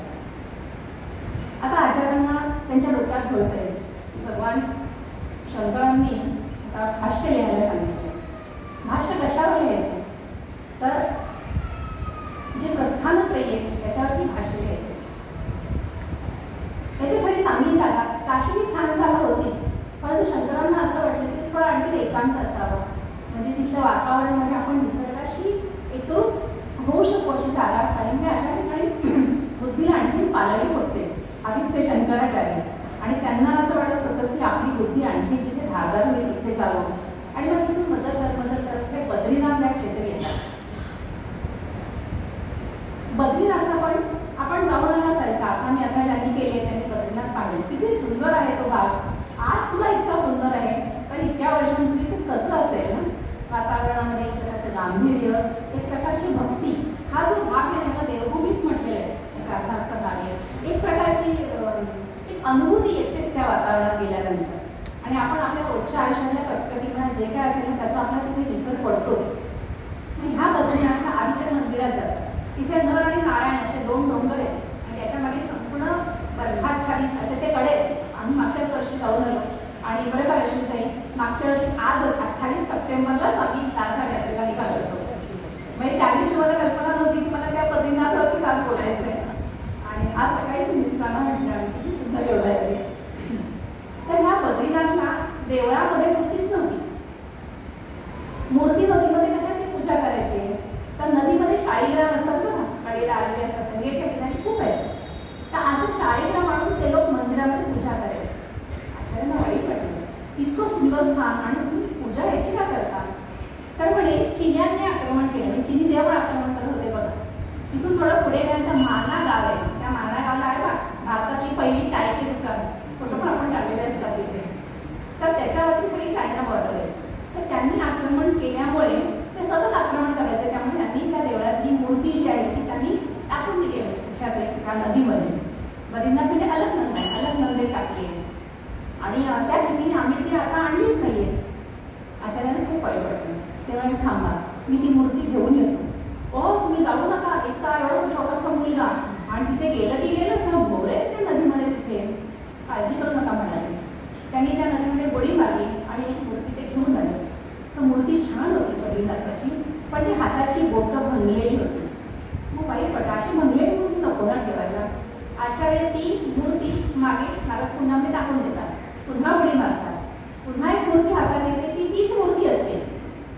असं कसं झालं? ती पण मूर्ती टाकतात, तिसऱ्यांदा गोडी मारतात, परत येतात, पुन्हा तीच मूर्ती हातात आहे ज्याची बोटं भरलेली आहेत आणि त्याला आकाशवाणी होते.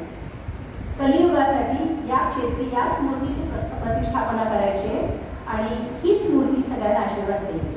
एकतर आकाशवाणी झाल्यामुळे तिथे सगळे लोक चकित होतात. हा प्रकार त्यांनी पहिल्यांदाच पाहिला.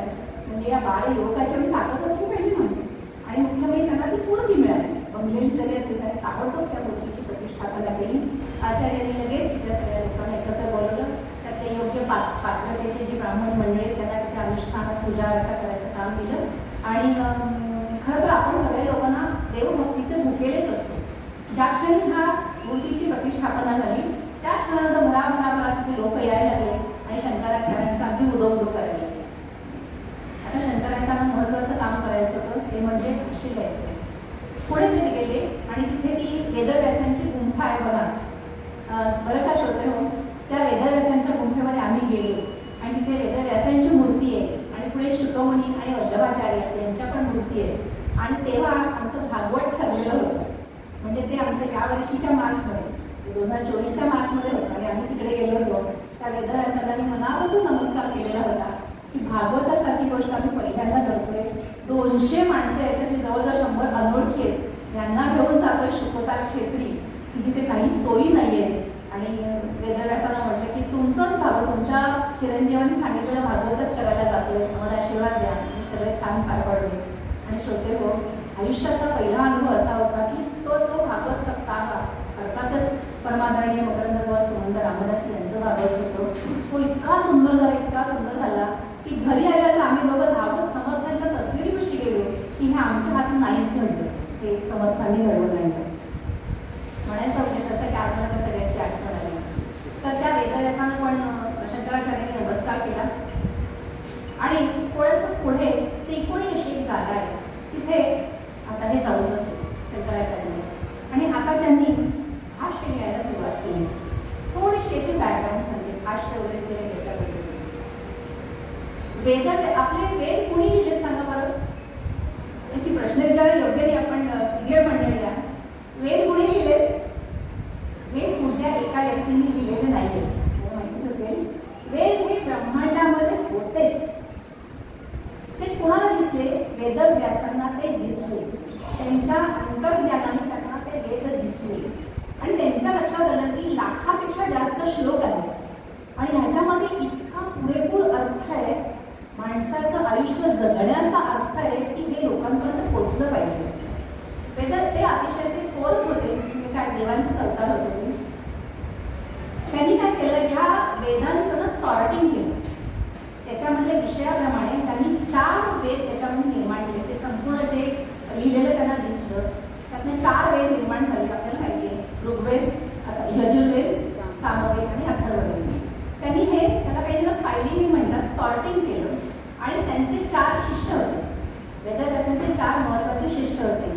पहिलं जैमिनी, वैशंपायन आणि सुमंत, हे 4 शिष्य होते. त्या शिष्यांना त्यांनी एक वेद वाटून दिला. किती द्रष्टेपणे बघा की वेद अशासाठी वाटून दिला की त्या प्रत्येक शिष्याने देशाच्या भागामध्ये वेगवेगळ्या भागात जाऊन ती पीठं निर्माण झाली ते पुढे येईल. तिथे तिथे त्या वेदांचा अध्ययन करायचं, अध्यापन करायचं, तो अर्थ तिथल्या लोकांना समजावून सांगायचा. एका माणसाकडे सगळंच गेलं, एकाच माणसाकडे सगळे खाती असतील कसा बोलवा होतो माहिती नाही आपल्याला, उदाहरण आहे. तसं न होता प्रत्येकाकडे त्याचं काम दिलं की ते उत्तम होणार. तर वेदव्यासांनी ह्या वेदांचं सॉर्टिंग केलं आणि ते वेद जे आहेत ते वेगवेगळ्या एकेका त्यांच्या शिष्याला सुपूर्द केले. मग वेद म्हणतो लाखापेक्षा जास्त शोधे, पण आहे तरी काय? तर वेदांमध्ये नियमावली आहे, डूज अँड डोंट्स, काय करावं आणि काय करू नये. कोणी? तुम्ही आणि मी का? होय. माणसांनी काय करावं काय करू नये, त्याच्याबरोबर चतुष्पाद प्राण्यांनी काय करावं, सगळ्या पशुपक्ष्यांनी काय करावं, वनस्पतींनी काय करावं, आंब्याच्या झाडांनी काय करावं, पेरूच्या झाडांनी काय करावं, इतकं सूक्ष्म माहिती याच्यामध्ये डिटेल्स आजच्या भाषेत हे त्या वेदांमध्ये आहे. नियमावली, जीवन कसं जगायचं याची ती नियमावली आहे. वेदांच्या बद्दल असं सांगता येईल की वेद हे ना 80% कर्मकांडाबद्दल बोलतो. कसं आहे, तुम्ही आम्ही कसं आहे, आपल्याला सांगितलं की एखाद्या ठिकाणी बसून तुम्ही मानस पूजा करा, आपलं कठीण आहे ते सर्वसामान्य माणसं. पण आपल्याला सांगितलं की पूजा करा, की आपण किती आनंदी होतो, छान आपल्या देवाला आंघोळ घालतो, तर लावतो, छान मोमो कापडाने पुसतो, गंध कुंकू लावतो, छान सुंदर अशी फुलं लावतो आणि त्या प्रत्येक देवाला काय काय गणपतीला जास्त दर्शन करायला दिलोपत्र आवडतो. आपण त्याप्रमाणे छान पूजा करतो, उदबत्ती लावतो, निरांजन समईचे कॅसेट लावतो, किती छान वाटतं आपल्याला. खरं म्हटलं तर त्या भगवंताला याची काही गरजच नाही ना, कारण तो फक्त मनातला भाव ओळखणार आहे. पण अशी पूजा केली आपल्याला बरं वाटतं आणि अशी जर तुम्ही रोज पूजा केली तर त्यावेळेला तरी आपलं कुठेतरी भगवंताशी कनेक्शन लागतं की नाही. सुरुवातीला येतं आपल्या मनामध्ये की माझी मुलगी सासली, तिला हा प्रॉब्लेम आहे, माझ्या मुलाला जॉब, हे येतच. आपण माणसं आहोत, आपल्या मनामध्ये विचार येणारच. पण तरी पण एक छान वाटतं मनाला, सुख घटना. मंदिरामध्ये तुम्ही नुसतं येऊन देवाला पाया पडून गेला की छान वाटतं आपल्याला. निरं वाईट तर नक्कीच वाटत नाही आणि वाईट भावना त्याला येत नाही. आणि मला नेहमी असं वाटतं की मंदिरात येताना सगळ्या माणसांच्या चांगल्या शुचिरभूत भावना तिथे असताना तर ती व्हायब्रेशन्स तशी निर्माण होतात आणि त्याचा आपल्या चित्तावर वृत्तीवर नक्की परिणाम होतो. अशी चांगली चांगली कामं केली की आपल्या चित्तवृत्ती प्रसन्न होतात आणि त्याच्यामधूनच चित्ताची शुद्धी होते. तर 80% वेद हे कर्मकांडांबद्दल बोलतात, 16% काय सांगतात, वेद उपासनेबद्दल बोलतात. मग उपासना म्हणजे काय? त्यांनी असं म्हटलंय की जसं डिव्हिजनल मॅनेजर, सब डिव्हिजनल मॅनेजर, तसा एक मुख्य आहे हा देव. मग उप जे आहे की त्याच्या जवळ आपण बसायचं. उपासन, आसन कसलं, आपली बैठकाची आसनं अशी नाही, मनाचं आसन घालायचं आणि त्याच्यावरती बसून भगवंताची आपण पूजा करायची. ती कशी? तर उपासनेमध्ये आपण भजनं म्हणतो, स्तोत्र म्हणतो, अभंग म्हणतो. भजनी मंडळ असतात ना एकत्र, सगळ्या ठिकाणी बसून एक तासाने छान भजनं म्हणतात. ही जी स्तोत्र आहे, ती जी भगवंताची स्तुती केलेली आहे, ते सगळं करणं म्हणजे आता उपासना. आपण माणसं अशी होतं की आपल्याला हे सगळं केलं की छान होतं. आणि तिसरा भाग आहे याच्यातला, 80% झाले, 16% झाले, आता वरील 4%. 4% जे आहे ते वेद बोलतात ते आहे ज्ञान. मग ज्ञान कशामध्ये आहे? हे सगळं ज्ञान म्हणजे हा वेदांत आहे. वेदांत म्हणजे वेदांचा अंत आहे का? नाही. वेदांचं सार जे आहे, वेदांना नक्की काय म्हणायचं ते शॉर्टमध्ये आपण एसी रायटिंग करायचं शाळेमध्ये, तसं वेदांचं सार या उपनिषदांमध्ये आलेलं आहे. आजच्या तारखेला अशी जवळजवळ 120-121 उपनिषदं उपलब्ध आहेत. तर अशी असं हे कर्म, उपासना आणि ज्ञान अशी ही विभागणी होती. मग आता शंकराचार्यांनी काय केलं? तर शंकराचार्यांना अनुज्ञाच मिळालेली आहे की हे सगळं ज्ञान हे पुढच्या पिढीकडे म्हणजे लोकांमध्ये पसरलं जावं. कारण त्या काळात तो जो कालखंड होता तेव्हा काय झालं होतं, हिंदू होते पण त्यांच्या समजुती चुकीच्या होत्या. त्याला बौद्धांचं प्राबल्य होतं, जैनांचं प्राबल्य होतं, अनेक वेगळे पंथ होते. आणि बौद्धांच्या विचारसरणीमध्ये आपल्याला माहिती आहे की संन्यासाला किती महत्त्व दिलं होतं. पण उठून सगळ्यांनी संन्यास घेतला तर हे जग चालेल कसं पुढे? आणि त्याच्यात कसं झालेलं होतं, आपल्याला टीका करायचा तर आपल्याला काही अधिकार नाही आहे, पण वस्तुस्थिती अशी होती त्यावेळेला की हे बौद्ध संन्याशी व्हायचे आणि त्यांना पाहिलं ते बौद्ध भिक्खू असायचे. भिक्खूंची घरं आपल्याला बऱ्याच ठिकाणी दिसतात. तिथे त्यांनी राहायचं आणि भिक्षा मागायची. तर सम्राट अशोकाने बुद्ध धर्म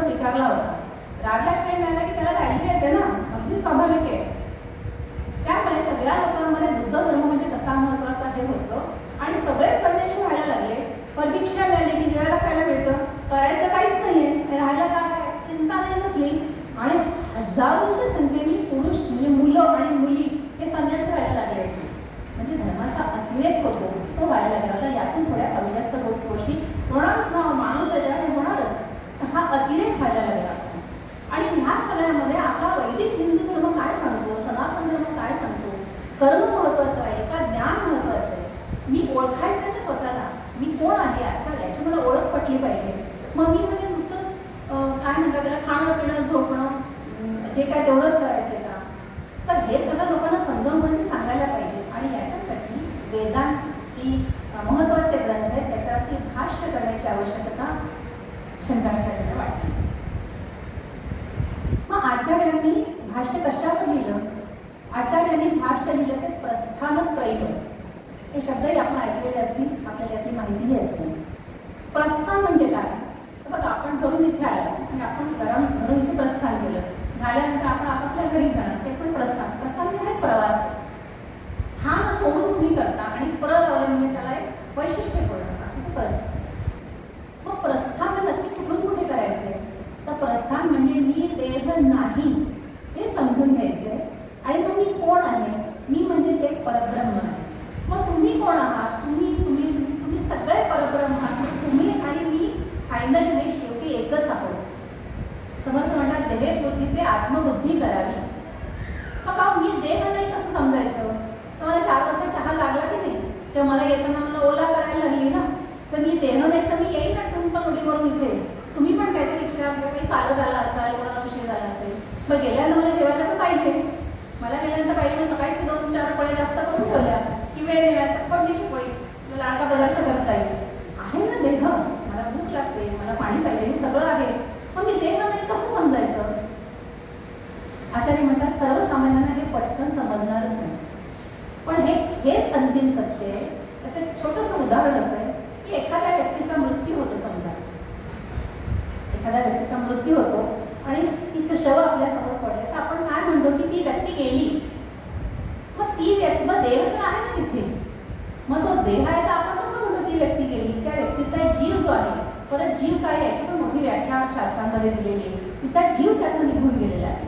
आत्मा तर राहणारच आहे. मग तो 12 दिवस इथे राहतो, मग 13व्या दिवशी त्याला सद्गती मिळते वगैरे वगैरे गोष्टी. त्यामुळे मी देह नाही हे समजणं खूप अवघड आहे. पण हे समजणं आवश्यक आहे. आणि माझा प्रवास कुठे असला पाहिजे? त्या परब्रह्माकडे असला पाहिजे. मी तू आपण यालाच अद्वैत असं म्हटलं जातं. अद्वैतवाद जो आहे तो आहे. इथे थोडासा उल्लेख करते की गोविंद यतींचे गुरु जे आहेत, जे गौडपाद, त्यांचा उल्लेख केला, ते हा जो अद्वैतवाद आहे हा टोकाचा धरायचा. आणि त्यांनी अजातवादावरती कारिका लिहिली. तर अजातवाद म्हणजे काय माहितीये? ज म्हणजे जन्म आणि अ म्हणजे नसणं. अजातवाद मानतो की सृष्टी आलेलीच नाहीये. हे पचणं कठीण आहे आपल्याला. आणि गौडपादांचा तर बाहेरच्या जगाशी संबंधच नसायचा. म्हणजे गोष्ट तर बाहेरच यायची नाही. त्यामुळे त्यांच्यासाठी खरोखरच ही सृष्टी नसेल. ही मंडळी खूप खूप मोठी आहे. त्यांचं तत्वज्ञान, त्यांचं ज्ञान हे खूप वरच्या पातळीचे आहे. हे आपल्याला पटणार नाही किंवा पचणार नाही म्हणण्यापेक्षा, कारण आपली ती लेवल अजून व्हायला खूप वर्ष जातील. तर त्यामुळे अजातवाद नंतर फार झाला नाही. आणि नंतर कारिका पण लिहिल्या गेल्या नाही. त्यामुळे गौडपादांचा जो अजातवाद होता तो टोकाचा होता. पण वस्तुस्थिती ही राहते की मी देह नाही आणि आपलं फायनल डेस्टिनेशन काय आहे तर परब्रह्म हेच आहे. आणि अद्वैतवाद, समर्थ म्हणतात मी तूपणाची झाली ओळवणं, हे जे आहे ते तू आणि मी एकच आहोत. भगवंतालाच म्हणतात रामी रामदासा, मी त्याचा दास आणि राम हा एकच आहे. ही सगळी जी आहे हे लोकांना व्यवस्थित पटवून द्यायला हवी ना. म्हटलंय म्हणून पटतंय असं नाही ना. शास्त्राच्या करणारी माणसं तर असणारच. तर यासाठी आचार्यांनी प्रस्थानत्रयी लिहिली. ती 3 ग्रंथांवर लिहिली. त्यातलं पहिलं म्हणजे उपनिषद. मी म्हटलं की आपण 120-121 उपनिषद आहेत. त्या उपनिषदांमधील 10 ते 11 जी हे सांगतात की मी तू एकच आहे, अद्वैतवादाचा प्रस्ताव करता. आणि वेदांमध्ये हे सांगितलं, वेदांचा आधार घेऊन की ब्रह्मतत्व एकच आहे आणि आपल्या सगळ्यांना शेवटी तिथेच जायचं आहे. ह्या 10-11 हे सांगणारी 10 उपनिषद आहेत. त्यांच्यावरती आचार्यांनी भाष्य लिहिलं. ही जी उपनिषद आहेत ना, हा श्रुती ग्रंथ आहे. हे मंत्र आहे, हे ऐकायचे. हा श्रुती ग्रंथ आहे. दुसरी गोष्ट म्हणजे ब्रह्मसूत्र. ब्रह्मसूत्र एकूण 555 आहे. ही ब्रह्मसूत्र पण ब्रह्मांडामध्ये उमटलेली आहे. ब्रह्मसूत्र म्हणजे काय? ही अगदी छोटी छोटी आहेत. म्हणजे असं छोटंसं वाक्य असतं ना, मी शाळेला गेले, मी घरी गेले, अशी एवढी छोटी छोटी वाक्यामध्ये ही ब्रह्मसूत्र आहे. मी त्यातलं एक उदाहरण म्हणजे अथातो धर्म जिज्ञासा, नाही सॉरी अथातो ब्रह्म जिज्ञासा. छोटंसं वाक्य आहे, पण या वाक्यावरती 2-3 महिने प्रवचनकार प्रवचन करत असतात. अशी ती 555 ब्रह्मसूत्र आहे. याचा अर्थ सामान्य जनतेला कळला पाहिजे. म्हणून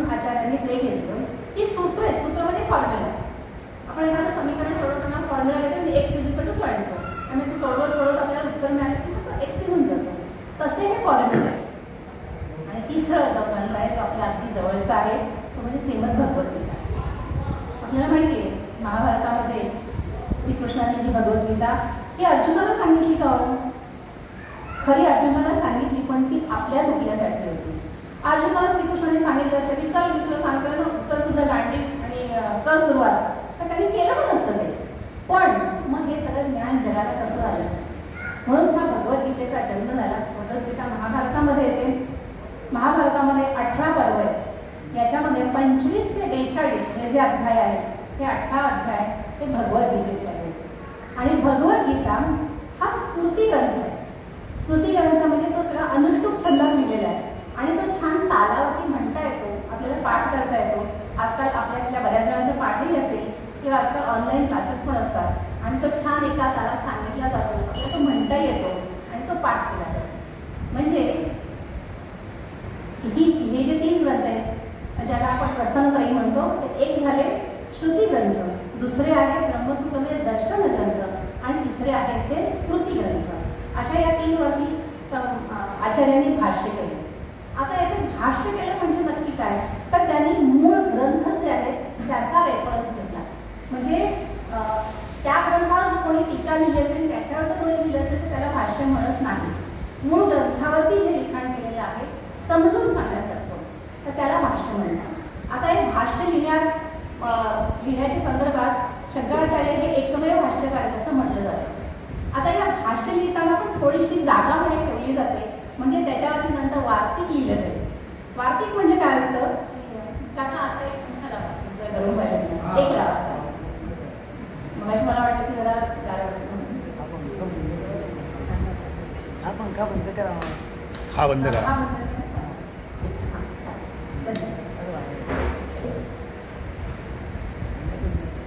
वार्तिकामध्ये काय असतं, जो लिहिणारा असतो ना तो त्यातला प्लस मायनस ही त्याची मतं पण त्याच्यामध्ये घालतो आणि त्याचं खंडन पण अशा प्रकारचं करतो.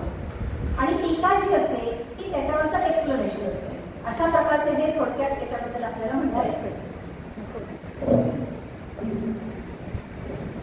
आता प्रस्थानत्रयी आचार्यांची लिहून झाली आणि जसं जसं लिखाण होतं तसं तसं ते समजावून सांगतायत आणि ते शिष्य त्यांना जे भेटायला येणारी मंडळी आहेत किंवा ते गावागावामध्ये जात आहेत तिथे त्या ज्ञानाचा प्रसार करतात. म्हणजे जो पर्पज होता आचार्याचा तो याच्यामध्ये सहज होतो. आता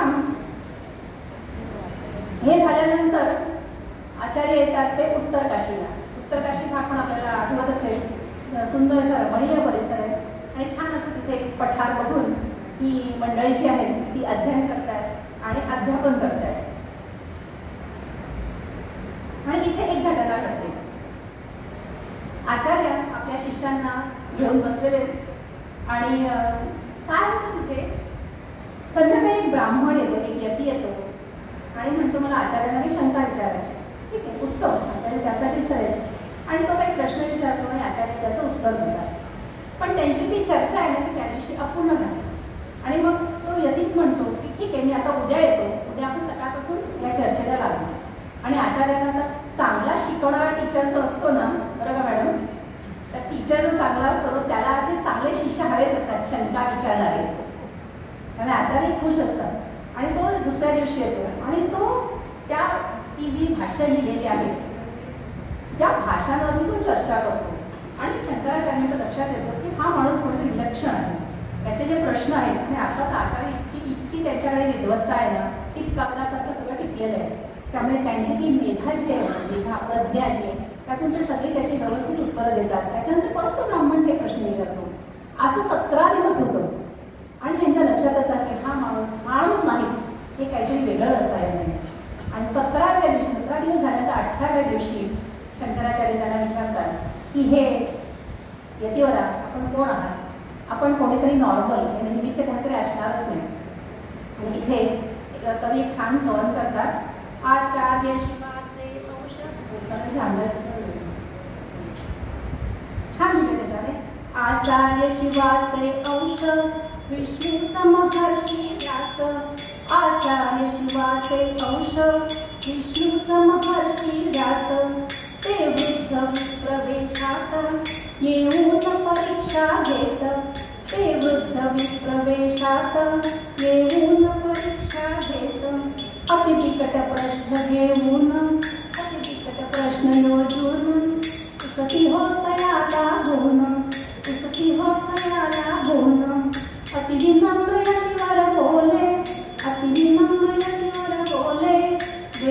वेदांत तत्व बोलियले, वेदांत तत्व बोलियले, संतुष्ट व्यास मग केले, संतुष्ट व्यास मग केले, मग तिथे व्यास प्रत्यक्ष, मग तिथे व्यास प्रत्यक्ष, ब्रह्मसूत्र करिले भाष्य, मग तिथे व्यास प्रत्यक्ष, ब्रह्मसूत्र करिले भाष्य.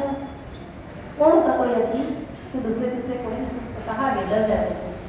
आणि शंकर नमस्कार करतात आणि वेदव्यास स्वतः त्यांच्या मूळ रूपात प्रकट होतात. आणि ते म्हणतात, शंकरा तुझी मेधा खरोखरच अद्वितीय आहे. मला जे काही म्हणायचं आहे ते अगदी काय म्हणायला सहीत सही 100% हे तुला समजलेलं आहे आणि तू मांडलेस. आणि आता तू काय करायचंयस? तू याचा प्रसार आणि प्रचार करायचा. आचार्य आणि सगळे शिष्य त्यांना नमस्कार करतात. आणि हे वेदव्यास आता निघतात. निरोप झाला, भेट झालेली आहे. आणि ते म्हणतात तुला एक काम करायचं आहे. कुमारी भट्ट म्हणून प्रयागला आहेत. कुमारी भट्ट नाव ऐकलं असेल आपण. कर्मकांडाचे प्रकांड पंडित असे कुमारी भट्ट तिथे आहेत आणि त्यांना तू भेटायचंयस. आणि त्यांच्या जे काही त्यांचा वेदांवरती विश्वास नाहीये तर तू त्यांना वेदांचं महत्त्व समजून सांगायचंयस. ठीक आहे म्हणाले, आज्ञाच आहे ती. आणि हे सांगून वेदव्यास आता तिथून निघून गेले. मजल करत ती मंडळी आता ही बद्रिकेदार आहेत, बद्रीनाथला आहेत. तिथून आता येत आहेत प्रयागला. आणि जाता जाता आचार्यांच्या कानावर बातमी येते, कुमारी भट्ट स्वतःला जाळून घेतात. अरे आत्ताच त्यांच्या कुमारी भट्टांबद्दल इतकं ऐकलं, प्रकांड पंडित, आणि असं कसं म्हणून धावतच सगळी मंडळी जातात. आणि तिथे बघतात तर एका मोठ्या पठारावरती पूर्ण तुषाग्नी पेटलेला आहे. तुषाग्नी, काही ठिकाणी तुष म्हणते, काही ठिकाणी तुस म्हणते. तुषाग्नी म्हणजे काय? तर तांदूळाच्या वरचं भातपोटा असतं की नाही, भातपोटा तांदूळाच्या वरती ते असं गव्हाच्या रंगाचं कवर असतं, त्याला तुस म्हणतात. आणि हे तुस अतिशय सावकाश जळतं बघा, लाकडांपेक्षा हे सावकाश जळतं. म्हणजे त्यात जर कोणी असेल ना तर त्याला मरणाच्या वेदना क्षणोक्षणी होतात.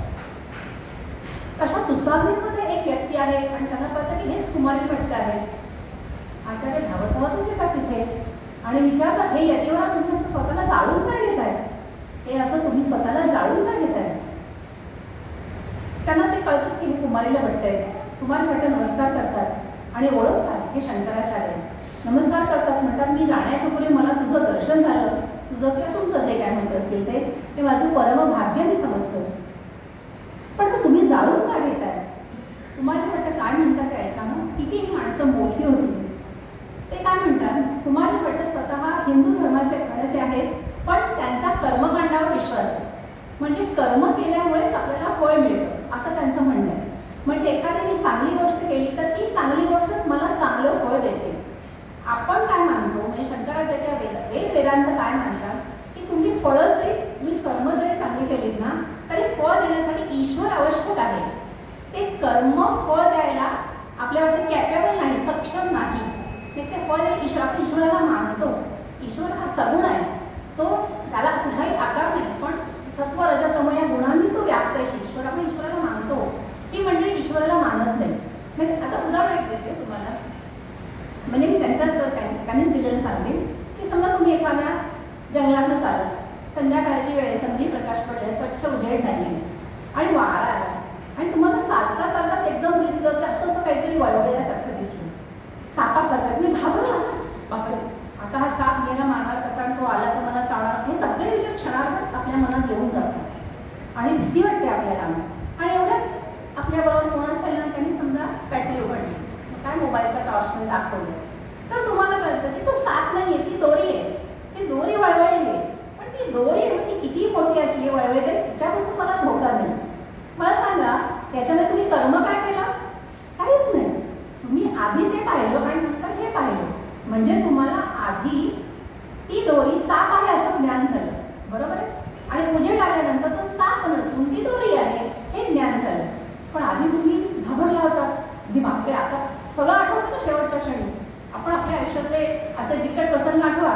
तिच्या नवऱ्याशी कालच भांडलेलो होतो जोरदार, मी घेऊन जाईल म्हटलेलं होतो, तो नवराच पाठवतो की नको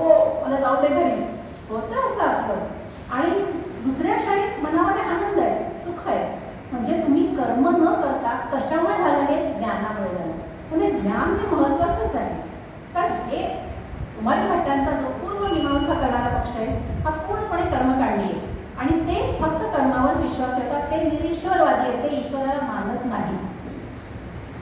कुमारी भट्ट असं म्हणाले की झालं असं की आता प्रत्येकजण आपापल्या पॅथीचा आपल्या मार्गाचा प्रसार तर करणारच, तर कर्मकांड किती महत्त्वाचं आहे हे त्या लोकांना सांगायचं होतं की ज्या लोकांनी बौद्धाचं आचरण केलं होतं. म्हणजे बुद्धांच्या ह्याच्यात अहिंसा नको इतकं पराकोटीचं झालं होतं की आयुष्य जाणंच कठीण झालं होतं. आपल्याला गौतम बुद्धांच्या कथा माहिती आहे. तर म्हणे हे सांगण्यासाठी मी काय केलं, काही बौद्ध आणि जैनांना गुरु मानलं आणि म्हणजे मी थोडक्यात त्यांच्या बोटात गेलो आणि त्यांचं ज्ञान संपादन करून समजून घेतलं आणि मग मी आपल्या बाकीच्या लोकांना ते कसं चुकीचं आहे हे सांगायला गेलो. पण नंतर मला असं वाटलं की मी ज्या गुरूंकडनं शिकलो त्या गुरुशी मी प्रकाराला आले ना, मी तुमच्याकडनंच काहीतरी शिकते. तसं तुमच्याकडे मी छानपैकी इडली कशी करायची शिकते आणि मी दुसऱ्यासाठी या बाईला काही येत नाही, चूक आहे नाही, असं होता का म्हणे. असं होऊ नये असं माझ्याकडं घडलं आणि हा माझ्या हातनं दोष झालाय, गुरुदोष झालाय. आणि या गुरुदोषाचं प्रायश्चित्त एकच आहे की तुषाग्नीमध्ये स्वतःला जाळून घेणं. म्हणजे कणाकणाने माणूस जाळून घेतो. आचार्यांना खूप वाईट वाटतं. त्यावेळेला कुमारी भट्ट एक प्रसंग सांगतात. त्याचं कवीने असं म्हणते, जरी असती जगी वेदाचे प्रमाण हो, जरी असती जगी वेदाचे प्रमाण, तरी लक्षण ते होईल प्रमाण. संदर्भ कुठे सांगते. कुमारी भट्टांचं जे म्हणणं होतं की वेद आहेत ते वेदांना प्रामाण्य मानत होते, पण त्यांचा फक्त कर्मकांडांवर विश्वास होता. आणि आजूबाजूचे जे पाखंडी हिंदू होते किंवा बौद्ध जैन होते त्यांचं म्हणणं की वेद नाहीच आणि वेदांवरती टीका व्हायची, वेदांवरती राग बसला होता असे शब्द वापरले. आणि ही सगळी गोष्ट राजापर्यंत जाते आणि मग ते पंडित राजाला सांगतात की ह्या कुमारी भट्टाला मी डोंगराच्या कड्यावर नेऊन ठेवतो आणि तिथून त्याला ढकलून देतो. असतील वेद तर राहील ना जिवंत, वेदांवरती विश्वास आहे ना आणि एवढा अभ्यास केला ना. कुमारी भट्ट म्हणतात चालेल, मला चालेल, पण विश्वास आहे ना. प्रकांड पंडित इतक्या वर्षांची साधना आहे, ज्ञान आहे, घाबरायचं कारण नाही. आणि मंडळी त्यांना खरंच वरती घेऊन जातात, कड्याच्या वरती घेऊन जातात. जती असती जरी वेद हे प्रमाण, तरी रक्षण ते होईल प्रमाण. कड्यावरती कुमारी भट्ट गेले, कड्यावरती कुमारी भट्ट गेले, तिथून खाली ते शरीर लोटी गेले, तिथून खाली ते शरीर लोटी गेले. अशी घटना घडली आणि मला त्यांनी कड्यावरून फेकून दिलं. मी कापसाच्या पुंजक्यासारखा जमिनीवर आलो, पण मी जमिनीवर जेव्हा आदळलो तेव्हा माझ्या डोळ्याला जखम झाली. आणि आता कुमारी शंकराचार्यांना विचारतात, आचार्य तुम्ही एवढं वेदाचं प्रामाण्य मानता तर मला अशी जखम झालीच का. मी म्हटलं होतं जर वेद असतील तर मला काही होता कामा नये. त्याचंही दुःख माझ्या मनात आहे, याचं उत्तर तुम्ही द्याल का. बघा तुषाग्नी आहे, जळतंय, खालून मांड्या पाय जळतायत आणि कुमारी बोलतायत. आचार्य म्हणतात, हे यती तुमचं म्हणणं अगदी बरोबर आहे, पण तुम्ही जर असं म्हटलं असतं की वेद हे प्रमाण आहेतच तर तुम्हाला काही झालं नसतं. तुम्ही म्हणालात वेद हे असतील तर मला काही होणार नाही. जर त्याची भाषा आली आणि म्हणून तुम्हाला ती शिक्षा मिळाली. कुमारी भट्ट हात जोडतात आणि म्हणतात, अशा प्रकारची मीमांसा मी खरंच आजपर्यंत ऐकली होती.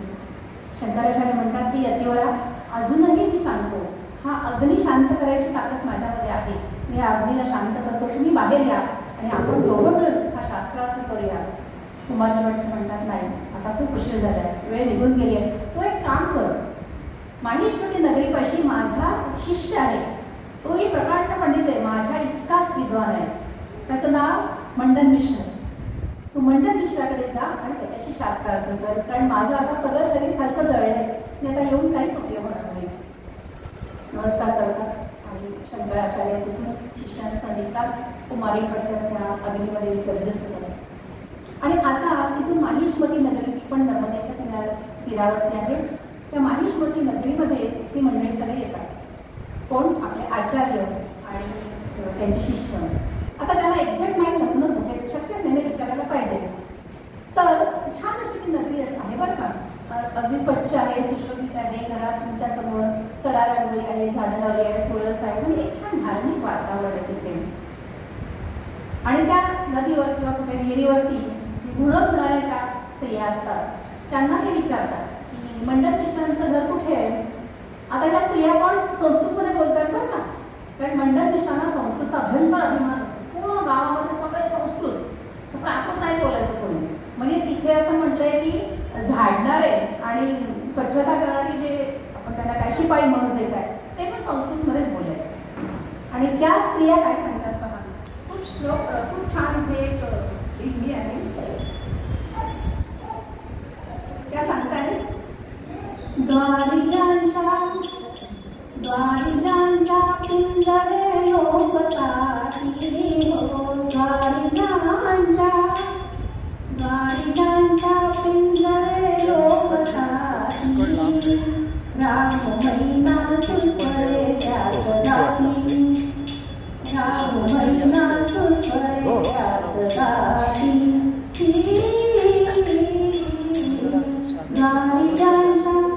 पण राघव आणि महिला आहे ते काय म्हणतात, चिवचिव करतात का, चावकाव करतात का, मिठू मिठू करतात का, त्या काय करतात, वाजत्यांचा हो चालतो बजेचा, वाजत्यांचा हो चालतो बजेचा.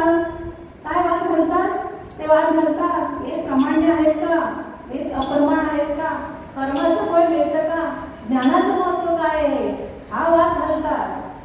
वाजत्यांचा हो चालतो बजेचा, वाजत्यांचा हो चालतो बजेचा, तो शिवाडा हो तो शिवाडा, तो शिवाडा तुम्ही जाणा पंडिताचा, तो शिवाडा तुम्ही जाणा पंडिताचा.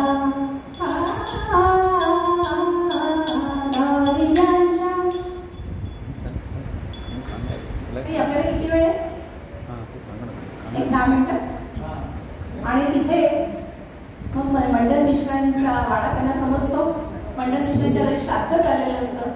तिथे सूक्ष्म रूपाने त्यांची हे आतमध्ये येतात, कारण त्यांना तो आतमध्ये घेतच नसतो. मंडन मिश्रा श्राद्ध चाललेले आहे आणि त्यावेळेला सूक्ष्म रूपाने आचार्य आत जाऊन मंडन मिश्रांच्या समोर उभे राहतात. मंडन मिश्रा खूप भयंकर चिडतात आणि कर्मकांडी आहेत, प्रकांड कर्मकांडी असे मंडन मिश्र आहेत. आणि चिडलेले त्यांनी बघतात समोर संन्यासी मुंडन केलेला आणि सगळं श्राद्धाचं काम चाललेलं आहे, ते भडकतात. त्यांचा जो वाद आहे ना तो पण खूप फेमस आहे, मला खूप आवडतो. तो थोडक्यात तुम्हाला सांगते. ते त्याला विचारतात, तू तो मुंडी, हे टाकल्या तू कोण आहेस, आजच्या शब्दात मुंडन, हे टाकल्या तू कोण आहेस, तू तो मुंडी. आणि इथे ना आचार्यांनी जी उत्तरं दिली आहेत ना, तर मला असं वाटतं की त्यांचं अख्खं आयुष्य इतकं गंभीर होतं, पण त्याच्यामध्ये एक अवघडपणा जो असतो ना लहान मुलामध्ये लपलेला, तो अवघडपणा इथे मला जाणवतो. माझं वैयक्तिक मत आहे. ते म्हणते आगला मुंडी, कुतुमुंडीचे 2 अर्थ होतात. हे संन्याशा, हे टाकल्या तू कुठून आलास, तर तू कोण आलेस. त्याचा अर्थ असाही होतो की तू तुझं मुंडन कुठपासून आहे. ते म्हणतात आगला गळ्यापासून. आता मिश्र चिडतात. ते म्हणतात 50 ते पृच्छते मया, ते तुझा रस्ता विचारतोय. अच्छा अच्छा, म्हणजे तुम्ही रस्त्याला विचारताय का. आपले शंकराचार्य म्हणतात की मग पंथा, मी रस्ता तुम्हाला काय म्हणाला, तुम्ही रस्त्याशी बोलताय, मग रस्ता तुम्हाला काय म्हणाला. त्यांचा पारा आणखीन वाढतो. तुम्हाला का मुंडी, मी रस्ता काय म्हणाला, तुझी साई मुंडी. आता रस्ता कोणाला म्हणाला, मंडन मिश्रांना म्हणाला की नाही. शंकराचार्य म्हणतात तो तुला म्हणालाय, तथाही वैरी असेल, पण पारा वाढतोय. आता पुढे हा चिडतो, तो म्हणतो तू ते दारू प्यायलास काय, अहो पिता की मुसळा, दारू प्यायलास काय तो. हा पिता म्हणजे पिवळं, त्याचाही अर्थ 2 होतात. आचार्य म्हणतात नाही नाही, दारूचा रंग पिवळा नसतो. नैव श्वेता यत स्मरण, माझ्या आठवणीप्रमाणे दारूचा रंग पांढरा असतो. हे बोलणं चाललंय बघा, मोठा वाद आहे कोणाचा, मंडन मिश्र आणि आचार्यांचा. त्याच्यात ते नंतर म्हणतात की कम जानासी तद्वर्णन. अरे वा, मी तुला आता दारूचा रंग पण माहितीये. कोण, शंकराचार्यांना मंडन मिश्र म्हणताय. पुढे शंकराचार्यांना म्हणतात अहम वर्ण भवाद रसम, मला तर फक्त वर्णच माहितीये, मला तर त्याची चव पण माहितीये. इंटरेस्टिंग आहे आजच्या भाषेमध्ये. मी जेव्हा वाचत मोठं आहे, खूपच्या मोठं सगळं संस्कृतात आहे, असा वाद होतो. तिथे वेदव्यास स्वतः हजर असतात, वेदव्यास आणि जैमिनी असतात आणि ते मध्ये पडतात, मंडन मिश्रांना शांत करतात. आणि मग आचार्य सांगतात की मला तुझ्याशी शास्त्रार्थ करायचा आहे, म्हणजे मतं मांडायची, भांडण नाही मतं मांडायचे आणि याच्यामध्ये ठरलेलं ज्याचं मत जो जिंकेल त्याचं दुसऱ्याने ऐकायचं आणि मग त्यांचा शास्त्रार्थ करायचा ठरतो. दुसऱ्या दिवशीपासून तो सुरू होतो. मंडन मिश्रा स्वतः प्रचंड कर्मकांडी आणि अत्यंत हुशार असा माणूस आहे, विद्वान आहे आणि इकडे शंकराचार्य बसतात. ज्युरी पाहिजे ना मंडळी, आणि ज्युरी म्हणून कोण आहे? उभय भारतीय मंडन मिश्रांची पत्नी. म्हणजे त्या काही स्त्रियांना किती महत्व होतं पहा. 2 प्रकांड पंडितांच्या वादामध्ये ती ज्युरी आहे. 17 दिवस वाद होतो आणि त्यामध्ये अर्थातच शंकराचार्य विजयी होतात.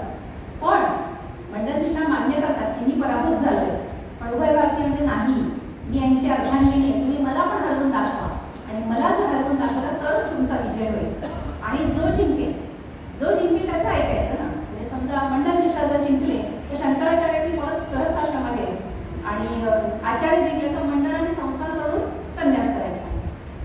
उभय भारती त्यांच्याशी वाद करायला बसते आणि ती काय प्रश्न विचारते माहितीये? आश्चर्य वाटतं. ती कामशास्त्रावरचे प्रश्न विचारते. ती विचारते, हे संन्यासा, हे संन्यासी बुवा, काम हा स्त्रीच्या आणि पुरुषाच्या कुठल्या भागात बसत असतो आणि कामशास्त्राचा प्रभाव टाकण्यासाठी स्त्री काय काय करते आणि ती त्या कामभावाची लक्षणं काय आहेत. त्यावेळेला उभय भारती शेकडो लोकांच्या समोर हे प्रश्न विचारतायत. कुठे गेलो तर पहा आपली म्हणजे विद्वत टाकण्यासाठी आपण ओपननेस म्हणून. शंकराचार्य मान खाली घालतात आणि म्हणतात, हे देवी, मी संन्यासी आहे, मला हे प्रश्न का आलं? ती म्हणतेय, जर ह्याच्यावरती नुसती चर्चा करून तुमचा संन्यासाचा भंग होत असेल तर तू कुठला संन्याशी, असं म्हणते ती. ते म्हणतात, तुझा हट्टच असेल, तुमचा हट्टच असेल तर मी याची उत्तर देतो. आणि नंतर आपल्याला माहिती की आचार्य 1 महिन्याची मुदत मागून घेतात आणि बाहेर पडतात. एका वनामध्ये जात असताना अमरुद नावाचा राजा शिकार करता करता तिथे मरून पडलेला असतो. थोड्याच वेळापूर्वी सूक्ष्म देह धारण करून आचार्य त्या राजाच्या शरीरात प्रवेश करतात. आपलं शरीर जे आहे ते ठेवून आपल्या शिष्यांना सांगतात त्याचं जतन करायला आणि त्याच्यात प्रवेश करतात. नंतर तो राणीबरोबर ते राहतात 1 महिना, सगळ्या गोष्टींचा अनुभव घेतात आणि त्यानंतर ते त्यावरती सगळ्या तिच्या प्रश्नांची उत्तरं लिहितात आणि तो ग्रंथ तो तिला सुपूर्द करतात. म्हणजे मला माहीतच होतं हा संन्यासी हुशार आहे आणि कामशास्त्राला आपल्या शास्त्राने शास्त्रच होते, त्याला महत्त्व दिलंच आहे. त्याशिवाय हे जग पुढे जाणारच नाही आहे ना, कारण त्याला महत्त्व आहेच. आणि अशा प्रकारे त्या वादामध्ये मंडन मिश्र जिंकतात आणि मंडन मिश्र हारतात. शंकराचार्य जिंकतात आणि तिथे मंडन मिश्राचे बनतात सुरेश्वराचार्य, शंकराचार्यांचे दुसरे शिष्य. तिसरे आणि चौथे शिष्य आपल्याला माहिती आहे हस्तामलक म्हणून आहे, जो अगदी मूढमती असतो, बोलू न शिकणारा मुलगा असतो. आई वडील रडत असतात. शंकराचार्यांना ते सांगतात की बघा ना, हा मुलगा बोलतच नाही, 12 वर्षाचा झाला. शंकराचार्य त्याच्या फक्त मस्तकावर गाठून विचारतात की पुत्र तू कोण आहेस, कुठून आहेस, तुला कुठे जायचंय?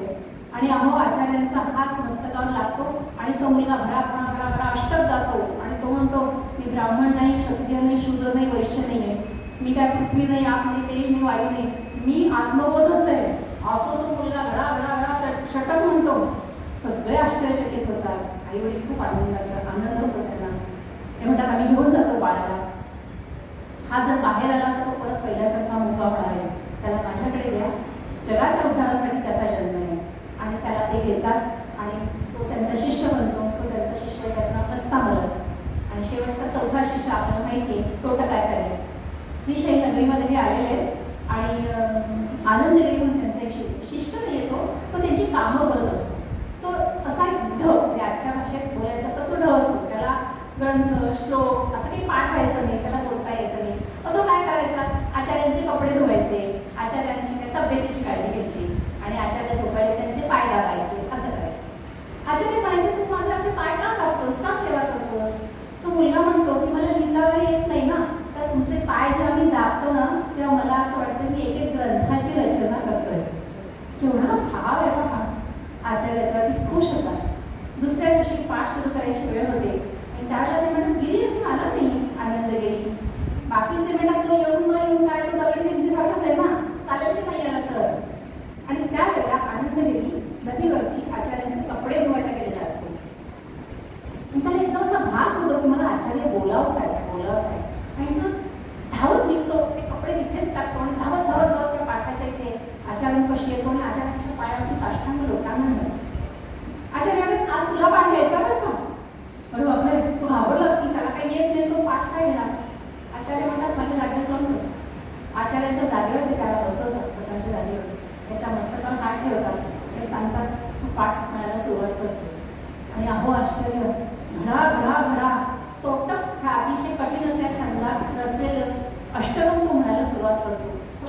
संगीत होतं. हाच तोटकाचार्य आचार्यांचा चौथा शिष्य. अशा शिष्यांना घेऊन आचार्यांनी खूप आर्या प्रकारचे भ्रमण 3-4 केलेले आहेत.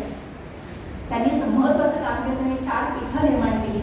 आपल्याला माहिती आहे उत्तरेला बद्रीनाथ आहे, दक्षिणेला शृंगेरी आहे, पश्चिमेला द्वारका आहे आणि पूर्वेला जगन्नाथपुरी आहे, जगन्नाथ पीठ आहे. प्रत्येक ठिकाणी त्यांनी एक वेद वाटून दिले.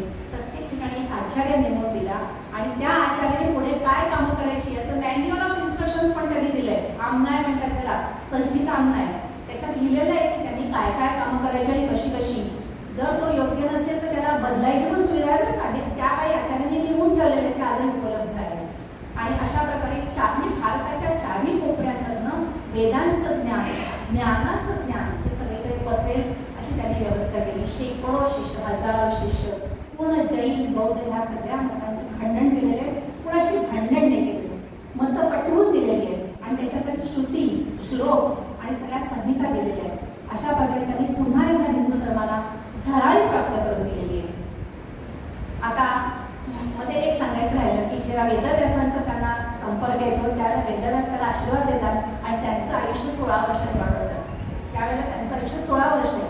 आता त्यांचं 32 वर्ष आयुष्य झालेलं आहे आणि 4 पीठांची स्थापना झाली, पंचायतांची स्थापना केली. त्यावेळेला कसं होतं, एक छान त्याच्यामध्ये आहे शैव पाशुपत सांख्य पार्थजन सौर शाक्त गणपत्य जैन कौतलिक मुनी एकते म्हणती अपुले सत्य रामा साधोजी असे कवन आहे. त्याच्यात म्हटलेले की वेगवेगळे पंथ जे होते ते भांडणं करायचे आणि त्यांच्यात ती भांडण लागू नये म्हणून आचार्यांनी पंचायतांची, म्हणजे एकाच पंचायतनामध्ये शैव आहे, वैष्णव आहे, देवी आहे, सौर म्हणजे सूर्य आहे आणि गाणपत्य असं पंचायतन केल्यानंतर त्या सगळ्या पंथांची एकजूट झाली ना. म्हणजे मी ज्याला मानते त्याची तुम्ही पण पूजा करता आणि तुम्ही आणि मित्र आपलं शत्रुत्व गेलं ही कल्पना त्यांनी त्यावेळी राबवली बरं का. आणि असा त्यांनी बराचसा भारतीय समाज हा एकत्र आणला आणि हिंदू धर्माची पताका त्यांनी फडकवत राहिली. आणि आता आयुष्याचं 32 वर्ष जवळ येतं. आता त्यांना वाटायला लागलं की आता माझं काम या जगातलं झालं, आता this is time to depart, time to leave. शिष्य खूप दुःखी होतात. शिष्यांना ते सांगतात की आता मला या जगात पाहिजे इच्छा नाही. शिष्यांनाही माहिती आहे की माझ्या आयुष्यात 30 वर्षाचं आहे आणि सगळी जडमंडळी आता केदारनाथ करतात. केदारनाथ स्वतः शंकराचं स्थान आहे, शंकराचाच हा अंश आहे. आणि केदारनाथच्या मंदिरामध्ये मूर्ती नाही आहे, मला माहिती आहे, पिंड शिवपिंड नाही आहे, असं ते खडबडीची खाल आहे, महाराजाची खाल आहे. म्हणजे त्याच्यावरती आक्रमण झालं आहे भीमाचं, त्याची शेपूट मागे राहते म्हणून पुढे पशुपतीनाथाला जातं आणि पाठीचा भाग तिथे आलेला आहे तर माहिती आहे. आणि सगळे शिष्य बाहेर चिंता करतात पण त्यांना कळतं की आता आचार्यांचं या जगातला इंटरेस्ट रस कमी झाला आहे, आता बोलत नाही आहे. त्यांना थांबवलं आणि त्यांच्यामध्ये त्यांनी जे करायचं ते काम झालं. आचार्य आतमध्ये जातात. केदारनाथाची मूर्ती जी काय खडबडीत असलेली मूर्ती तिथे उभे राहतात, नमस्कार करतात, मनापासून कळकळीने प्रार्थना करतात. शंकरा, महादेवा, हे देवादी देवातून जन्माला लागत असेल, माझ्याकडे हे काम सोपवलंस, माझ्या यत्नामध्ये तुमचं काम करायचा प्रयत्न केला, मी यशस्वी झालोय की नाही माहिती नाही. जग माझं कौतुक करतं पण मी खरंच तिथे पोचलोय की नाही मला माहिती नाही. अत्यंत विनयी असा मुलगा. आणि ते म्हणतात की आता मला आज्ञा द्यावी. आणि असं म्हणतात की ही त्यांची प्रार्थना जेव्हा झाली, पूर्ण झाली, त्यावेळेला ती खाल अशी दुभंगली गेली. तिथे पट निर्माण झाली होती आणि त्या पटीमध्ये आचार्य गेले, त्यांच्या पटीत गेल्या, आत उतरले आणि त्यानंतर ती पट जोडली गेली आणि बाहेर आवाज येत राहिला. मनोबुद्धी हंकार चित्ता निनाद नचस शास्त्री नचस श्रोत्रजीवे नचक्राण नेत्रे नच व्योम भूमिर न तेजो न वायू चिदानंद रूपम शिवोम शिवोम चिदानंद रूपम शिवोम शिवोम. श्रोतेहो, इथे मी विनमते एकच आपल्याला विनंती आहे की मी जे काही बोलले असेल माझ्या ऐकमतीप्रमाणे, तर गणेशाच्या प्रती आपण त्या दुर्वा वागतो, महादेवाच्या प्रती जे आपण बिल्वपत्र वागतो आणि भगवंताच्या प्रती श्रीकृष्णाच्या प्रती जे आपण तुळस मानतो, त्या सर्वांचा भाव त्या देवतेपाशी जो आहे तोच भाव माझ्या शब्दांचा आपल्या कानाशी असावा हीच विनंती करते आणि इथे विनमते.